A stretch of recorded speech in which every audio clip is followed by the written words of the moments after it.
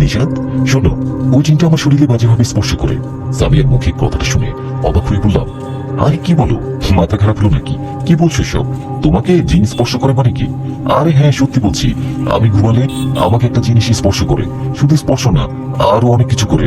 আমি এসব মুখে বলতে পারবো না। সামিয়ার কথায় এবার সিরিয়াস হয়ে ওর দিকে তাকিয়ে বললাম, তুমি কি এসব সত্যি বলছো? ভালো করে খেয়াল করে বলো। আমার কথায় সামিয়া বলল, নিশাদ তুমি আমার বয়ফ্রেন্ড, তোমার সাথে মজা করছি না, তোমার সাথে বিষয়টা শেয়ার করছি। আমি এখনো কাউকে এই কথা বলিনি। কিভাবে বলবো? এইসব কথা কি অন্য কাউকে বলা যায়? কেউ কি বিশ্বাস করবে? তুমি আমার বয়ফ্রেন্ড হয়েও আমার কথা বিশ্বাস করছো না, তাহলে অন্য কেউ কিভাবে করবে? সামিয়ার কথায় তখন আমি বললাম, আসলে আমাকে ভুল বুঝো না। তুমি যা বলছো সেটা আমি কেন, কেউ শুরুতে বিশ্বাস করবে না। আচ্ছা সামিয়া শোনো, তুমি যে বারবার বলছো একটা জিন তোমাকে স্পর্শ করে, তুমি কিভাবে জানলা ওটা জিন? ওটা তো মানুষও হতে পারে, তাই না? আমার কথায় সামিয়া বলল, না না, ওটা মানুষ হতে পারে না। ও তো আমাকে অদৃশ্যভাবে স্পর্শ করে। তোমাকে এসব বলে বোঝাতে পারবো না। ওর কথায় তখন আমি বললাম, আচ্ছা শোনো, আজকে রাতে একটা কাজ করতে হবে। তুমি রাতে খাবার শেষে শুয়ে পড়বা। শুয়ে পড়ার আগে একটা কাজ করবা, তোমার ফোনের ক্যামেরা অন করে টেবিলের উপরে রেখে বিছানার দিকে করে ঘুমাবা।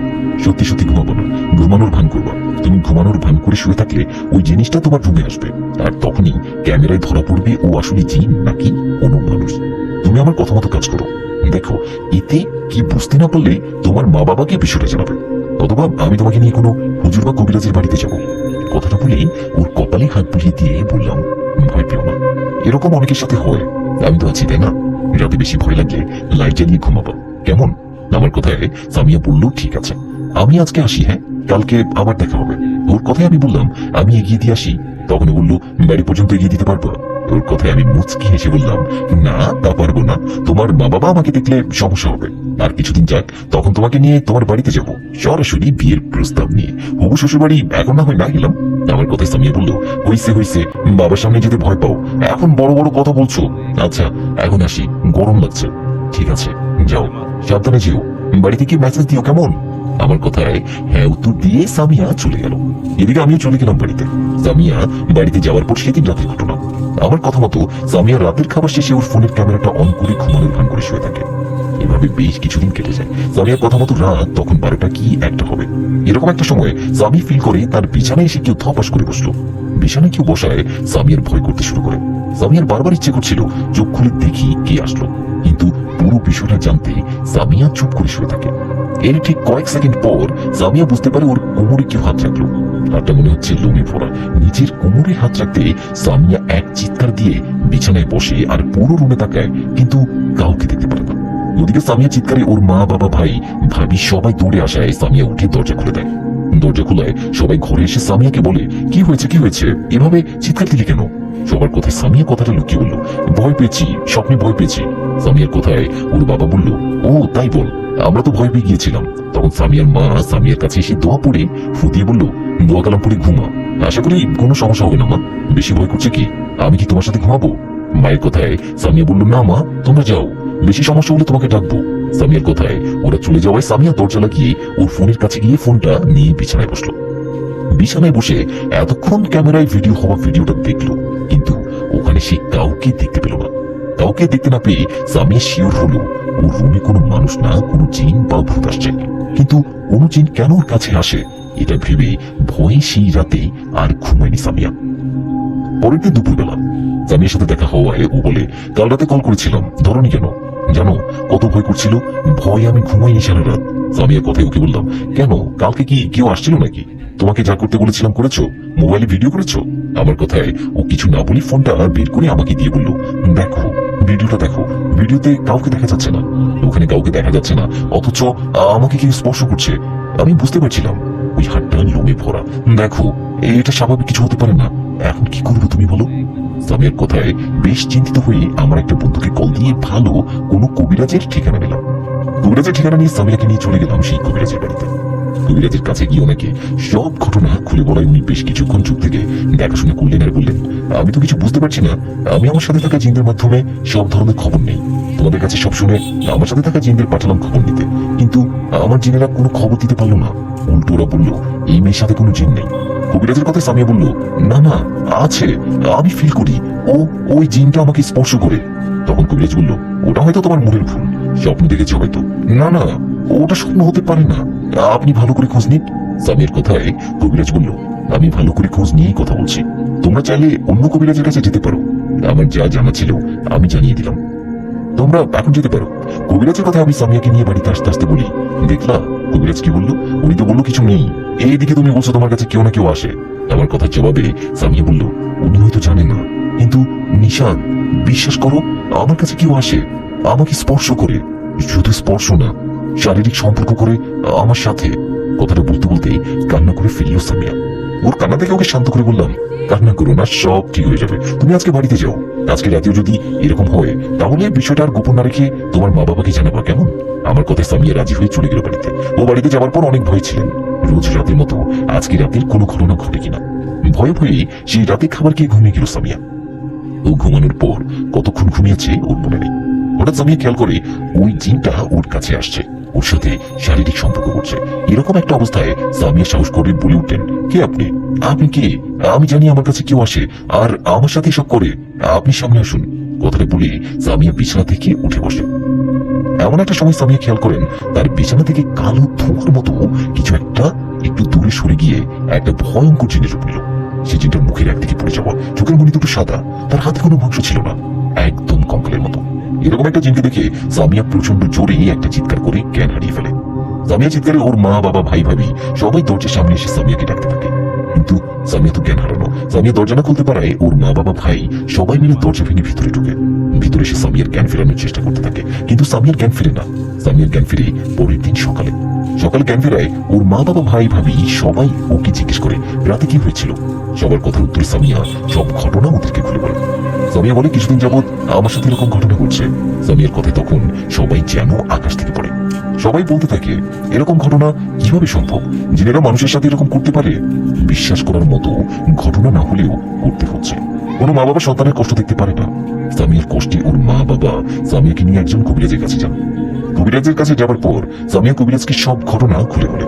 সামিয়া এটা বলে, কিছুদিন ধরে আমার সাথে এরকম ঘটনা ঘটায় আমি লজ্জায় আমার পরিবারের কাউকে বলতে পারিনি। কাউকে বলতে না পেরে আমি গতকাল আমার একটা বন্ধুকে নিয়ে একজন কবিরাজের কাছে যাই। ওনার কাছে যাওয়ায় উনি আমাকে দেখে বলে, আমার সাথে নাকি কিছু ঘটেনি, আমি নাকি স্বপ্ন দেখছি, কিন্তু আমি তো জানি এটা স্বপ্ন নয়, এটা বাস্তব। সামিয়ার কথায় সেই কবিরাজ বলে বুঝতে পারছি, আমি দেখছি কোনো খোঁজ নিতে পারি কিনা। কথাটা বলে কবিরাজ সামিয়া ওর মা বাবাকে রেখে ওনার অন্য একটা ঘরে যান আর কিছুক্ষণ পর চলে আসেন। উনি এসে সামিয়ার মা বাবাকে বলেন, আসলে সত্যি বলতে আমিও তো কোনো খোঁজ নিতে পারলাম না। আমি সবসময় আমার ওই ঘরটাকে আমার জিনদের সাথে কথা বলি সরাসরি, ওরা সরাসরি আমাকে সব বিষয় জানায়, কিন্তু আপনাদের মেয়ের বিষয় ওরা কিছুই বলতে পারলো না।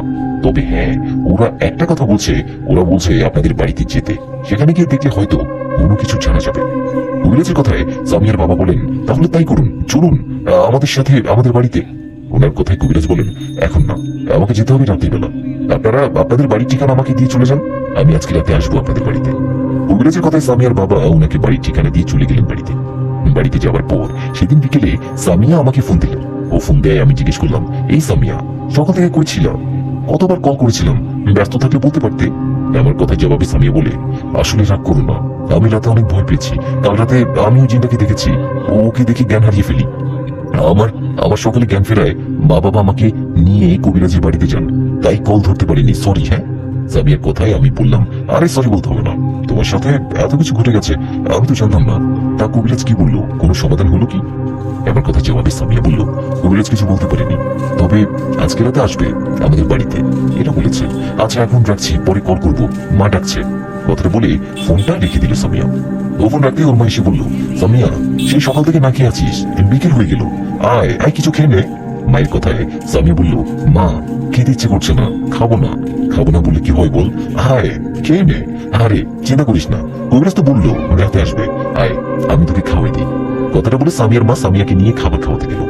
সেদিন রাতে কথা মতো কবিরাজ সামিয়াদের বাড়িতে আসলো আর পুরো বাড়িটা ঘুরে দেখে বললেন, এখানে এসেও তো তেমন কিছু বুঝতে পারছি না, তবে হ্যাঁ, এখানে একটা জিন আসার আনাগোনা দেখতে পাচ্ছি, কিন্তু এটা বুঝতে পারছি এই জিনটা কি আর কেন আসে। এই জিনটার বিষয়ে আমার সাথে থাকা জিনেরা কেন খোঁজ নিতে পারছে না। কথাটা বলে কবিরাজ সামিয়ার ঘরটা বন্ধ করে দেন আর ওকে একটা তাবিজ দিয়ে বলেন এটা পড়ে থাকতে, তাতে কোনো সমস্যা হবে না। কথাটা বলে চলে যায় কবিরাজ, কিন্তু এতে সামিয়ার কোনো উপকার হয় না, কারণ সেদিন রাতেও ঘটে এক অদ্ভুত ভয়ঙ্কর ঘটনা। রোজ রাতের মতো সামিয়া সে রাতে শুয়েছিল। কবিরাজ এসে ঘট্ট তাবিজ দেয়। সামিয়া ভাবে আর কোনো সমস্যা হয়তো হবে না। এই ভেবে সামিয়া ঘুমিয়ে গেল। সামিয়া ঘুমানোর কিছুক্ষণ পর ওর ঘুম ভেঙে গেল একটা আওয়াজে। মনে হলো ওর ঘরের জানালাটা কেউ ধাক্কা দিল। এরকম একটা আওয়াজে ঘুম ভেঙে যাওয়ায় সামিয়া চোখ খুলতে চমকে উঠলো, কারণ সামিয়ার থেকে 1-1.5 হাত উপরে সেই ভয়ঙ্কর জিনটার শূন্যে ভাসছে। সব থেকে ভয়ের বিষয়টা হলো সামিয়া ওকে দেখে চিৎকার দিবে, কিন্তু ও চিৎকার করতে পারছে না, ভয়ে চোখ বন্ধ করবে সেটাও পারছে না। সামিয়া যেন পাথর হয়ে গেছে। এরকম একটা সময় শূন্যে ভাসা জিনটা মোটা ভয়ঙ্কর কণ্ঠে বলে ওঠে, কি ভেবেছিলে কবিরাজ আসলে আর তাবিজ দিলে আমাকে আটকাতে পারবে? না, পারবে না। আমি চলি আমার মতো করে। কতটা সেই জিনটা নিজ হাতে সামিয়ার শরীর থেকে তাবিজটা টান দিয়ে খুলে ফেলে দিল। তাবিজটা খোলার পর জিনটা বলল, আমার যা ভালো মনে হয় আমি তাই করি। আমি কারো গোলাম নই, আমি যা করতে চাই তাই করে যাই। কথাটা বলে সেই জিনটা সামিয়ার শরীরে স্পর্শ করে। শুধু স্পর্শ না, সামিয়ার সাথে শারীরিক সম্পর্ক করে। এদিকে অসহায় সামিয়া চিৎকার ও নড়াচড়া করতে পারছিল না। সামিয়া চোখ বেয়ে শুধু পানি পড়ছিল। এভাবে বেশ কিছুক্ষণ পর সামিয়া বেহুশ হয়ে পড়ে। সামিয়ার হুঁশ ফেরে সকালে ওর মায়ের ডাকে। সামিয়ার মা দরজায় ঠক ঠক করছে আর বলছে, সামিয়া, এ সামিয়া, কি হলো? এত বেলা করে ঘুমাচ্ছিস কেন? শরীর খারাপ নাকি? মায়ের ডাকে সামিয়া তাড়াহুড়ো করে বিছানায় বসে আর এদিক সেদিক তাকিয়ে দেখে ঘরে কেউ আছে কি না। কিন্তু না, ঘরে কেউ নেই। ঘরে কাউকে না দেখে সামিয়া বিছানা থেকে উঠে আয়নার সামনে গিয়ে দেখে একটা অবাক করা ঘটনা। সামিয়া দেখে ওর হাতে ও গলায় আঁচড়ের দাগ। মনে হচ্ছে কেউ চিকন ছোঁচালো কিছু দিয়ে আঁচড় কেটেছে। নিজের এরকম দেখে ও দরজা খুলে বিছানায় বসে কান্না করতে থাকে। তখন ওর মা ঘরে ঢুকে সামিয়ার কাছে এসে জিজ্ঞেস করে, সামিয়া, মা কি হয়েছে, কান্না করছিস কেন রে মা? মায়ের কথা জবাবে সামিয়া ওর হাত ও গলার দাগগুলো দেখায়। তখন ওর মা বলে, এসব আঁচড়ের কাটা দাগ কিভাবে হলো? তখন সামিয়া গত রাতে ঘটে যাওয়া সব ঘটনা ওর মাকে খুলে বলে। সব শুনে সামিয়ার মা বলে, এইটা কিভাবে সম্ভব? কবিরাজ ঘরটা বন্ধ করার পর তাবিজ দেওয়ার পরও এইসব ঘটছে? কই গো সামিয়ার বাপ, এদিকে আসো, তাড়াতাড়ি আসো। সামিয়ার মায়ের ডাকে ওর বাবা আসতেই সামিয়ার মা বলেন, দেখো তোমার মেয়ের অবস্থা দেখো, গত রাতেও ভয় পেয়েছে, দেখো না ভয় কান্না করছে। মেয়ের কান্না দেখে সামিয়ার বাবা সামিয়ার কাছে গিয়ে মাথায় হাত বুলিয়ে দিয়ে বলল, মা কান্না করিস কেন? দেখ মা, আমরা আছি না, আমরা আজকে তোকে আরো বড় কোনো কবিরাজের কাছে নিয়ে যাবো। তুই একটু ভয় পাস না মা, আমরা আছি না। যা ফ্রেশ হয়ে নে, আমি দেখছি কোনো কবিরাজ বা তান্ত্রিকের দেখা পাওয়া যায় কিনা। সামিয়ার বাবার কথায় সামিয়ার মা চলে সামিয়াকে নিয়ে ফ্রেশ হতে। এদিকে তখন সামিয়ার বড় ভাই সেখানে এসে জিজ্ঞেস করলো, বাবা কি হয়েছে? ছেলের কথায় সামিয়ার বাবা সব ঘটনা ওকে খুলে বলায় সামিয়ার ভাই বলল, বাবা আমি একজন তান্ত্রিকের ঠিকানা দিচ্ছি, তুমিও মা মিলে সামিয়াকে নিয়ে সেখানে যাও। কথাটা বলে সেই তান্ত্রিকের ঠিকানা বলে দিল। তান্ত্রিকের ঠিকানা পেয়ে সামিয়ার বাবা কিছুক্ষণ পরে সামিয়াকে নিয়ে চলে গেল সেই তান্ত্রিকের কাছে। তান্ত্রিকের কাছে যাওয়ার পর সামিয়ার বাবা ওনাকে সব ঘটনা খুলে বললেন। সব শুনে তান্ত্রিক বললেন, আপনারা একটু অপেক্ষা করুন, আমি জিনদের পাঠাচ্ছি, খোঁজ নিয়ে আসুক, দেখি কি বলে। কথা মতো তান্ত্রিক সেটাই করলেন। ওর সাথে থাকা জিনকে পাঠালেন খবর নেওয়ার জন্য। এদিকে সামিয়ার মা বাবা ও সামিয়া সেখানে অপেক্ষা করতে লাগলেন। ওরা অপেক্ষা করতে করতে প্রায় 2 ঘন্টা পর সেই তান্ত্রিক সামিয়ার মা বাবাকে উদ্দেশ্য করে বলল, আমি জানি না আপনারা কার কাছে আমার ঠিকানা নিয়ে আমার কাছে আসছেন। এখানে এসে আমাকেও আমার ঘটনা দেখে হয়তো অবাক হচ্ছেন। আমি মানুষদের সাথে সমাজে থাকি না বলতে সমাজে আমাকে থাকতে দেয় না। আমি জিন পালি, মানে আমার সাথে বেশ কয়েকটা জিন আছে বিভিন্ন গোত্রের। আমি কালো জাদু করি বলেই সমাজের মানুষেরা আমাকে ত্যাগ করছে, তাই আমি এখানে একাকী ঘরে বসবাস করি। আমি আমার বিষয়ে এত কথা বললাম কেন জানেন? কারণ একটু পর বুঝতে পারবেন। শুনুন, একটু আগে বললাম না আমার সাথে অনেক জিন থাকে। আমি আপনার মেয়ের সমস্যার কথা শুনে আপনার সাথে থাকা 2জন জিনকে পাঠাই খোঁজ দিতে। ওরা খোঁজ নিতে গিয়ে কিছুক্ষণ পর এমনিতে ফিরে আসে। কোনো খোঁজ না পেয়ে ওরা খোঁজ নিয়ে আসতে না পারায় আমি ওদের থেকে শক্তিশালী আরো 2জন জিনকে পাঠাই, কিন্তু এরাও কোনো খোঁজ নিতে না পারে চলে আসে। পরপর 4জন জিন কোনো খোঁজ নিয়ে আসতে না পারায় আমি আমার সাথে থাকা সবচেয়ে শক্তিশালী ও ক্ষমতাধর এক পিশাচ জিনকে পাঠাই খোঁজ নিতে। আমার কথায় ও গিয়ে খোঁজ নিয়ে বেশি কিছু জানতে পারে না। আমার সকল জিন খোঁজ নিয়ে নিতে গিয়ে খোঁজ না পাওয়ার মানে এই দাঁড়ায় আপনার মেয়ের কাছে যে জিনটা আসে ও প্রচন্ড শক্তিশালী। আমি বুঝতে পারছি না এত বড় শক্তিশালী জিন আপনার মেয়ের কাছে কেন আসে, এসে আবার শারীরিক সম্পর্ক করে। তান্ত্রিকের কথায় সামিয়ার মা বাবাও সামিয়া ভয় পেয়ে ভয়ে বলে, আপনি একটু ভালো করে খোঁজ নিয়ে দেখুন না কেন ওই জিনটা সামিয়ার কাছে আসে। তখন সেই তান্ত্রিক বলে, হ্যাঁ আমি আমার সাথে থাকা শক্তিশালী জিনটা আবার অনুরোধ করি উনি যেন কোনো না কোনো খোঁজ একটু হলেও এনে দেন। আমার কথায় ও আবারও খোঁজ নিতে যায় আর এসে বলে, আপনার মেয়েকে মনে হয় কেউ কালো জাদু করছে। কি কালো জাদু করেছে? কালো জাদু করছে মানে কে করছে? সামিয়ার বাবার কথায় তান্ত্রিক বলেন, আমি শিওর না, আমারও আমার সাথে থাকা জিনদের ধারণা। আমি মনে হয় আপনাদের সমস্যার সমাধান করতে পারবো না, তবে আমি আপনাদের কিছু কথা বলি। অনেক সময় জিনেরা কোনো মানুষকে পছন্দ করার ফলে তার কাছে আসে, তাকে ধরে। অনেক সময় কালো জাদু করে জিন পাঠানো হয়। এখন আপনার মেয়ের সাথে যে হচ্ছেটা কি সেটা সঠিকভাবে বলতে পারছি না, তবে এটা জানি ওই জিনটার ক্ষমতা অনেক। এখন একটা কাজ করতে পারেন, আপনাদের মেয়েকে বিয়ে দিয়ে দেন, তাইলে ওই জিনটা হয়তো আর নাও আসতে পারে। তান্ত্রিকের কথায় সামিয়ার মা বাবাও সামিয়া চিন্তিত হয়ে বাড়িতে চলে যায়। বাড়িতে যাবার সেদিন বিকেলবেলা সামিয়া আমাকে কল দেয় আর তান্ত্রিকের বলা সব কথা খুলে বলে। সব শুনে আমি সামিয়াকে বলি, সামিয়া আসলে কি বলবো, ঘটনা এখন শুধু তোমার সাথে ঘটে না, আমার সাথেও ঘটে। আমি গতকাল রাতে ওই ভয়ঙ্কর জিনটাকে দেখেছি। সেই জিনটা আমার বুকের উপর বসে আমার গলা চেপে ধরে বলেছিল, যা যা আমার যা আমার তা অন্য কারো হতে পারে না। আজকে পর তুই ওই মেয়েটার সাথে কথা বলবি না। আমি কাউকে সাবধান করি না, মেরে ফেলি, কিন্তু তোকে একটা সুযোগ দিলাম। কথাটা বলে সেই চিন্তা চলে যায়। আমার কথা সামিয়া কান্না করতে করতে বলে, এসব কি শুরু হলো? আমার সাথে কেন এমনটা হলো? তুমি প্লিজ আমাকে ভুলে যেও না। সামিয়ার কথায় ওকে বললাম, সামিয়া কান্না করো না, আমাকে ভয় দেখিয়ে তোমার কাছ থেকে কেউ আলাদা করতে পারবে না। এটা আমার মৃত্যু হলে হবে। ওই জিনটা যা করে করুক, আমি তোমার সাথে কথা বলবো, আমাদের কথা হবে। আমার কথায় সামিয়া বলল, তান্ত্রিক বলেছে আমাকে বিয়ে দিতে। এখন মা বাবা যদি তান্ত্রিকের কথা মতো আমাকে অন্য কোথাও বিয়ে দেয়, তখন কি হবে? না না, অন্য কোথাও বিয়ে হবে না তোমার। দরকার হয় আমি তোমার মা বাবার কাছে বিয়ের প্রস্তাব নিয়ে যাব। তোমার মা বাবা তোমাকে অন্য কারোর সাথে বিয়ে দিতে চাইলে বা বিয়ের কথা উঠলে আমাকে বলবা, আমি বিয়ের প্রস্তাব নিয়ে যাব। আমার কথায় সামিয়া রাজি হয়ে ফোনটা রেখে দিল। এই ঘটনার রাতে সামিয়ার সাথে আবারও ওই একই ঘটনা ঘটলো। জিনটা রোজ রাতের মতো সামিয়ার কাছে আসলো ও শারীরিক সম্পর্ক করে চলে গেল। কিছুদিন ধরে সামিয়ার সাথে এরকম ঘটনা আমি মানতেই পারছিলাম না। তাই অন্য একজন বড় কবিরাজের কাছে গিয়ে জানতে পারি সামিয়াকে সত্যি সত্যি কালোজাদু করা হয়েছে। কবিরাজের কথায় আমি সামিয়াকে কল দিই আর বলি, সামিয়া আমি জানতে পেরেছি তোমাকে কালোজাদু করা হয়েছে। আমাকে কবিরাজ বলল তোমাকে তোমার আত্মীয়দের মধ্যে কেউ কালোজাদু করেছে। তুমি চাইলে তোমার মা বাবাকে নিয়ে আসো। আমি যে কবিরাজের কাছে গিয়েছি, তোমরা এসে নিজের কানে শোনো, তোমাকে তোমার আত্মীয়ের মধ্যে কেউ করেছে। আমার কথায় সামিয়া বলল, হ্যাঁ আমি ওরকম সন্দেহ করেছিলাম, আমি জানি কি হতে পারে। কি তুমি জানো কি করছে বলো? আমার কথা জবাবে সামিয়া বলল, একজন না, আমার সন্দেহ হয় দুই পরিবারকে। এক আমার খালা ও তার পরিবার, দুই আমার ফুপু ও তার পরিবার। সামিয়ার কথা আমি কিছু বুঝতে না পেরে বললাম, মানে তুমি আমাকে বিষয়টা খুলে বলো তো। তখন সামিয়া বলল, আমার খালাতো ভাইয়ের সাথে আমার বিয়েতে কথা বলছিল। আমার খালাতো ভাই ও খালা আমাকে অনেক পছন্দ করে, কিন্তু আমার বাবা আত্মীয়দের মধ্যে আমাকে বিয়ে দিবে না। শুধু খালা না, ফুফাতো ভাইও আমাকে পছন্দ করে বিয়ে করতে চায়। আমি বলছিলাম বাবা কোনো আত্মীয়ের মধ্যে আমাকে বিয়ে দিবে না। এই নিয়ে খালা ও ফুপুদের সাথে আমাদের অনেক ঝগড়া হয়। ঝগড়ার সময় আমাকে নিয়ে খালারা ও ফুপুরা অনেক কথা বলে। এখন তুমি বলছো আমাকে কালোজাদু করা হয়েছে। যদি সত্যি তাই করা হয়, তাহলে এটা ওদের মধ্যে কেউ হতে পারে। সামিয়ার কথায় ওকে বললাম, তুমি বিষয়টা বাড়িতে জানাও, তোমার ফুপুর বাড়ির সবাই ও খালার বাড়ির সবাইকে হাজির করো আর বিচার করো ওদের। আমার কথায় সামিয়া বলল, আচ্ছা তুমি ফোনটা রাখো, আমি মা বাবা ও ভাইয়াকে সব ঘটনা খুলে বলি। কথাটা বলে ফোনটা রেখে দিল সামিয়া। ফোন রেখে সামিয়া ওর মা বাবা ভাই সবাইকে ঘটনাটা খুলে বলল। সামিয়া বলল, আমাকে কালোজাদু করা হয়েছে, কে করেছে সেটা সঠিকভাবে জানা যায়নি, তোমরা সবাইকে ডাকো। সামিয়ার কথায় ওর বাবা তাই করলো। সামিয়ার খালার বাড়ির সবাই ও ফুপুদের বাড়ির সবাইকে ওদের বাড়িতে ডাকলো।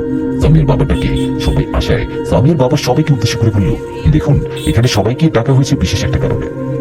আমার মেয়ে সামিয়া, ওর সাথে অদ্ভুত কিছু ঘটনা ঘটছে।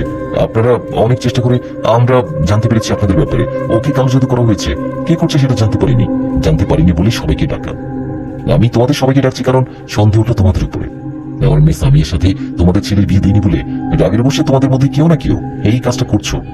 এখন কি করেছো এটা স্বীকার করো, এটা তোমাদের জন্য ভালো হবে। সামিয়ার বাবার কথায় ওর ফুপু সামিয়ার বাবাকে বলে, ভাইজান আমি আপনার আপন বোন, আপনার মেয়েকে আমার ছেলের বউ করতে চাইছিলাম কিন্তু পারিনি, এই নিয়ে ঝগড়া হয়েছে। কিন্তু আপনি কিভাবে ভাবলেন আমি আমার নিজের ভাতিজিকে কালোজাদু করবো বা আমার ছেলে করবে? আপনি এরকম একটা সন্দেহ আমাদের করতে পারলেন? ওদিকে সামিয়ার খালাও বললো একই কথা। সামিয়ার খালা বলল, দুলা ভাই আমি আমার পরিবার এমন না, আপনি ভুল ভাবছেন আমাদের। সামিয়াকে আমার ছেলে পছন্দ করে, ওকে বিয়ে করতে পারেনি, তাই বলে কালোজাদুর মতো একটা জঘন্য পাপ কাজ আমরা কিভাবে করতে পারি? আমরা এই বিষয়ে কিছু জানি না, করিও নি। ওদের কথায় সামিয়ার বাবা বললেন, তোমরা দুজনেই আমার আপনজন, কিন্তু আপনজন বলে যে আমার মেয়ে ক্ষতি করবে না তা কিন্তু না। আমি আজ বা কাল আমার মেয়েকে কে কালোজাদু করেছে সেটা জেনে ছাড়বো, তখন কি আর বাঁচার উপায় থাকবে না? সামিয়ার বাবার কথা জবাবে ওরা বলল, আমাদের কথা চিন্তা না করে এটা চিন্তা করো, সেদিন সত্যিটা জানতে পারবেন, সেদিন কি হবে? যেদিন জানবেন আমরা কেউ দোষী না, সেদিন কি হবে? আমরা সেই দিনের অপেক্ষায় থাকলাম। কথাটা বলেই চলে গেল সবাই চলে যাবার পর সামিয়ার মা বাবা ভাবতে লাগলো, কে করতে পারে এমন কাজ? আসলে কি সামিয়াকে কালোজাদু করা হয়েছে, নাকি এর পিছনে লুকিয়ে আছে অন্য কোনো রহস্য? যাই হোক, ভাবতে ভাবতে সেদিনটা চলে যায়। সেদিন রাতে সামিয়া একা না ঘুমিয়ে ওর মায়ের সাথে ঘুমায়, কিন্তু এতে কোনো লাভ হয় না। সেই ভয়ঙ্কর চিন্তা সামিয়ার কাছে আসে, ও শারীরিক সম্পর্ক করে চলে যায়। যাবার আগে বলে যায় আর মাত্র কয়েকদিন, কিছুদিন পরেই আমার কাজ আমি করে চলে যাবো। যেটা চলে যাবার পর সকালে সামিয়া ওর মা বাবাকে সব খুলে বলায় সামিয়ার বাবা ও ভাই পাগলের মতো কবিরাজ তান্ত্রিক হুজুর এইসবের খোঁজ করতে থাকে। খোঁজ করতে করতে সামিয়ার ভাবির দাদা একজন মাদ্রাসার হুজুরের কথা বলেন। সামিয়ার ভাবির দাদা বলেন ওই হুজুরের কাছে গেলে আশা করি উনি আল্লাহর রহমতে আপনাদের সমস্যার সমাধান করবে। ওনার কথায় সামিয়ার ভাই ও বাবা চলে যায় সেই হুজুরের কাছে ওনার মাদ্রাসায়। সবাই মাদ্রাসায় যাবার পর সেই হুজুর বলল, আপনারা কে, কার কাছে আসছেন? হুজুরের কথায় সামিয়ার বাবা হুজুরকে বলেন, আপনার কাছে আসছি হুজুর, অনেক বড় বিপদে পড়ে আসছি, আপনি একটু সাহায্য করুন, আমার মেয়েটার এমন পরিস্থিতি আমি আর দেখতে পারছি না। এই বলে সামিয়ার বাবা হুজুরকে সব ঘটনা খুলে বলেন। সব শুনে হুজুর বলেন, সত্যি বলতে আমি তেমন জেনে ধরা রোগী দেখি না, রোগী দেখতে কোথাও যাইও না। আমি আপনাদের সমস্যার কথা শুনলাম, সব শুনে মনে হলো আপনাদের সাহায্য করার দরকার। আল্লাহ জানতো আমি আপনাদের সাহায্য করতে পারবো, আপনারা একটু অপেক্ষা করুন, আমি আসছি। কথাটা বলে হুজুর কোথায় জানি গেলেও আর একটু পরে ফিরেও আসলো। হুজুর এসে সামিয়ার বাবাকে বলল, আপনার মেয়ে সামিয়াকে ভয়ঙ্কর রকমের কালো জাদু করা হয়েছে। এটা খুব কঠিন লেভেলের নিকৃষ্ট কালো জাদু। এটা এমন এক কালো জাদু যেটা সহজে কেউ ধরতে পারবে না, মানুষ তো দূরের কথা, কোনো জেনে সহজে বুঝতে পারবে না আপনার মেয়েকে কালো জাদু করা হয়েছে। আমি আল্লাহর রহমতে আমার বন্ধু জেনের মাধ্যমে বিষয়টা জানতে পেরেছি। আমি এটাও জানতে পেরেছি কে কালো জাদু করেছে। আমি কালো জাদু কাটাতে পারবো না, এরকম এটা যে করেছে সেই পারবে কাটাতে। আমি আপনাদের তার নাম বলছি, যে কালো জাদু করেছে আপনারা তার কাছে যান, ওর সাথে ঝগড়া না করে অনুরোধ করেন ও যেন কালো জাদু তুলে নেয়। এই বলে হুজুর সামিয়াকে কালো জাদু করা ব্যক্তির নাম বলল। হুজুরের মুখে কালো জাদু করা ব্যক্তির নাম শুনে ও যেন আকাশ থেকে পড়ল। কে সেই ব্যক্তি জানতে পারবেন একটু পর। হুজুরের মুখে সব ঘটনা শুনে সামিয়ারা বাড়িতে চলে আসে। বাড়িতে এসে সামিয়াও আমাকে কল করে। সামিয়া আমাকে কল করে বলে, নিশাদ দেখা করো, জরুরি কথা আছে। সামিয়ার কথায় আমি রাজি হয়ে যাই আর দুজনে দেখা করি। আমাদের দেখা হতে সামিয়া বলে, নিশাদ আমি জানতে পারছি আমাকে কালো জাদু কে করছে। ওর কথার জবাবে আমি বলি, তাই কে করেছে? তোমার ফুফাতো ভাই নাকি খালাতো? না তার নাম তুমি? আমি আমি কি যে করব? আমার কথায় সামিয়া কান্না করতে করতে বলল। ওর কান্না দেখে ওর পাশে বসে বললাম, এই কি হলো, কান্না করছো কেন, বলো আমাকে। আমার কথায় সামিয়া কান্না ভরা চোখে আমার দিকে তাকিয়ে বলল, দুনিয়াতে কি সত্যিকারের ভালোবাসা নেই? ভালোবাসা বলতে কি সব অভিনয়? সামিয়ার কথায় আমি কিছু বুঝতে না পেরে বললাম, কি বলো, তোমার কথা তো কিছুই বুঝছি না। তখন সামিয়া বলল, আর কত অভিনয় করবা? তুমি কেন করলে এমনটা নিশাদ? তুমি আমার ভালোবাসার সুযোগ নিয়ে এমনটা করতে পারলা? আমার বয়ফ্রেন্ড হয়ে আমাকে কালো জাদু করতে পারলা? সামিয়ার কথা শেষ না হতেই হঠাৎ করে সামিয়ার ভাই এসে আমার হাত চেপে ধরলো আর বলল, বল কেন করছিস এসব? সামিয়ার কথা ও ওর ভাইয়ের আচরণ আমি বলে উঠি, তাহলে সত্যিটা জানতে পেরেছো তাই না? আমার কথা সামিয়া বলল, তাহলে স্বীকার করছো তুমি আমাকে কালো জাদু করছো? এদিকে সামিয়ার ভাই আমাকে বলছে, কি হলো কথা বল, কেন করলি আমার বোনের সাথে এমনটা? আর তোকে কেন জানি চেনা চেনা লাগছে। সামিয়ার ভাইয়ের কথায় আমি বললাম, চেনা চেনা লাগছে তাই না? দেখ আমার মুখের দিকে ভালো করে দেখ, আমাকে তুই চিনবি রে বেঈমান, চিনবি। আমার কথায় সামিয়ার ভাই বলল, বল কে তুই, বল। ওনার কথায় আমি রেখে গিয়ে বললাম, হাত ছাড়ো। আমার কথাটা বলে হাতটা ছাড়িয়ে বললাম, আমি জেসমিনের ভাই। জেসমিন? কোন জেসমিন? সামির ভাইয়ের কথায় আমি একটা হাসি দিয়ে বললাম, কোন জেসমিন? এখন জেসমিনকে চিনিস না? চিনবি কেমনে রে বেঈমান, তুই তো এখন অন্য একটা মেয়েকে বিয়ে করেছিস। আমি সেই জেসমিনের কথা বলছি, যে জেসমিনকে ভালোবেসেছিলি তুই। তোর ভালোবাসা জেসমিনের কথা, তোর ভালোবাসা জেসমিনের কথা বলছি আমি। আমার বড় বোনের সাথে ভালোবাসা ছিল তোর, আমার বোন মন থেকে তোকে ভালোবেসেছিল, আর তুই বিয়ে করেছিলি অন্য একটা মেয়েকে। তুই আমার বোনকে ভুলে অন্য একটা মেয়েকে বিয়ে করায় কষ্ট দুঃখ যন্ত্রণা সহ্য করতে না পেরে আমার বোনটা পাগলি হয়ে যায়। আমার বোনটা এখন পাগলি, ওকে ঘরে আটকে রাখতে হচ্ছে তোর কারণে আমার বোনটা আজ পাগলি। কি দোষ ছিল ওর? তোর কারণে আমার বোনের এই অবস্থা হওয়ায় আমি আগে তোর বোনের সাথে ভালোবাসায় জড়াই। শুধু তাই না, তোর বোনের উপর কালো জাদু করি। এটা এমন একটা কালো জাদু যেটার মাধ্যমে একটা ভয়ঙ্কর শক্তিশালী জিনকে তোর বোনের উপর চালান করে দেওয়া হয়েছে। এখনো সেই জিনটা তোর বোনকে আস্তে আস্তে পাগলি করে দেবে। এই দিনটারই অপেক্ষা করছিলাম রে। কেমন লাগছে এখন? এখন যা, পারলে নিজের বোনকে বাঁচা, সুস্থ কর নিজের বোনকে। কথা বলে সেখান থেকে চলে আসি আমি। ওদিকে আমার কথায় সামিয়া পাথরের মতো দাঁড়িয়ে রইল।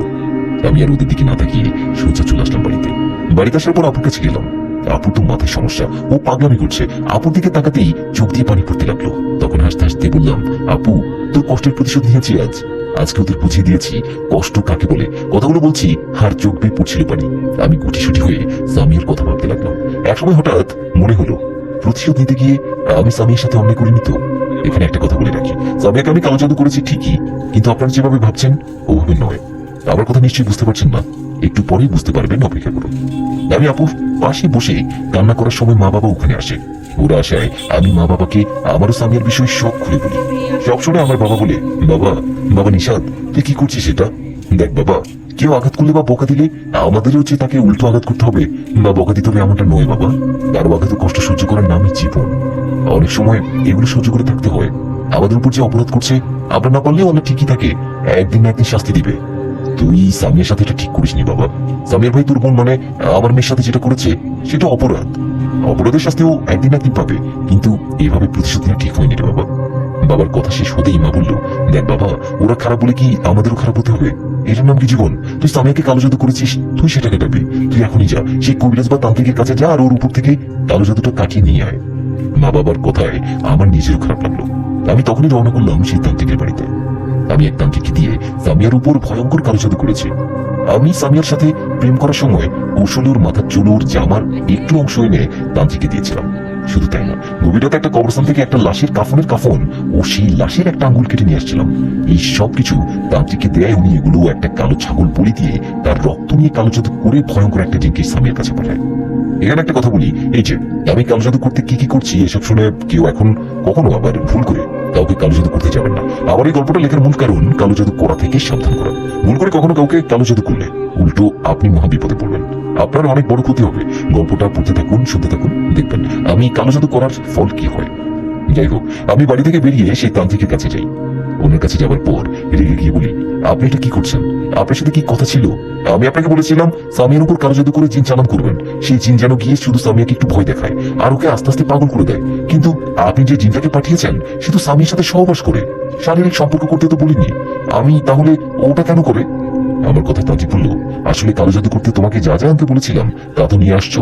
তোমার সবকিছু দিয়ে আমি তন্ত্রমন্ত্র পড়ে ভয়ঙ্কর পিশাচ জিনকে আমন্ত্রণ জানাই। আমি ভেবেছিলাম সাধারণ কোনো জিন আসবে, কিন্তু আমার আমন্ত্রণে হাজির হয়েছে অনেক বড় ভয়ঙ্কর একটা জিন। এই গোত্রের জিনেরা খুব ভয়ঙ্কর হয়, এরা একবার যা বলে বা ভাবে সেটা করেই ছাড়ে।